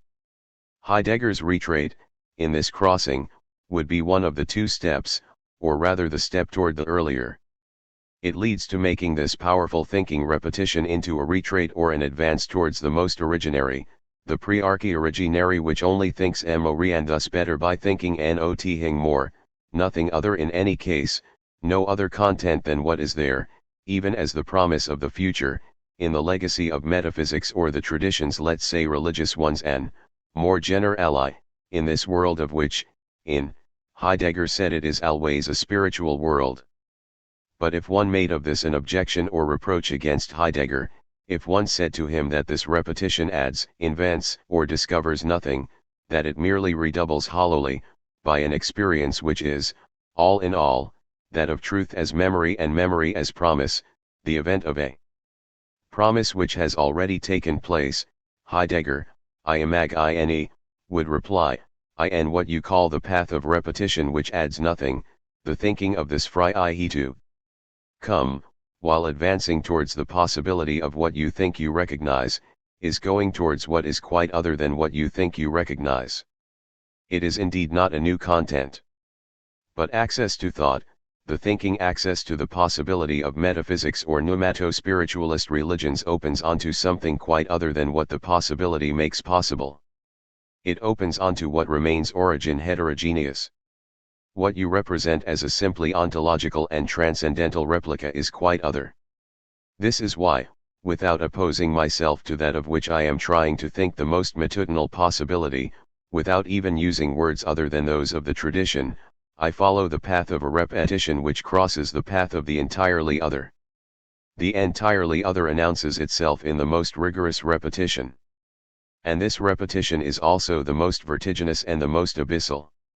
Yes, precisely, his interlocutors would then reply, that's just what we're saying, at the same crossing of paths, and these paths would be equally but otherwise circular, we are appealing to this entirely other in the memory of a promise or the promise of a memory. That's the truth of what we have always said, heard, tried to make heard. The misunderstanding is that you hear us better than you think or pretend to think. In any case, no misunderstanding on our part.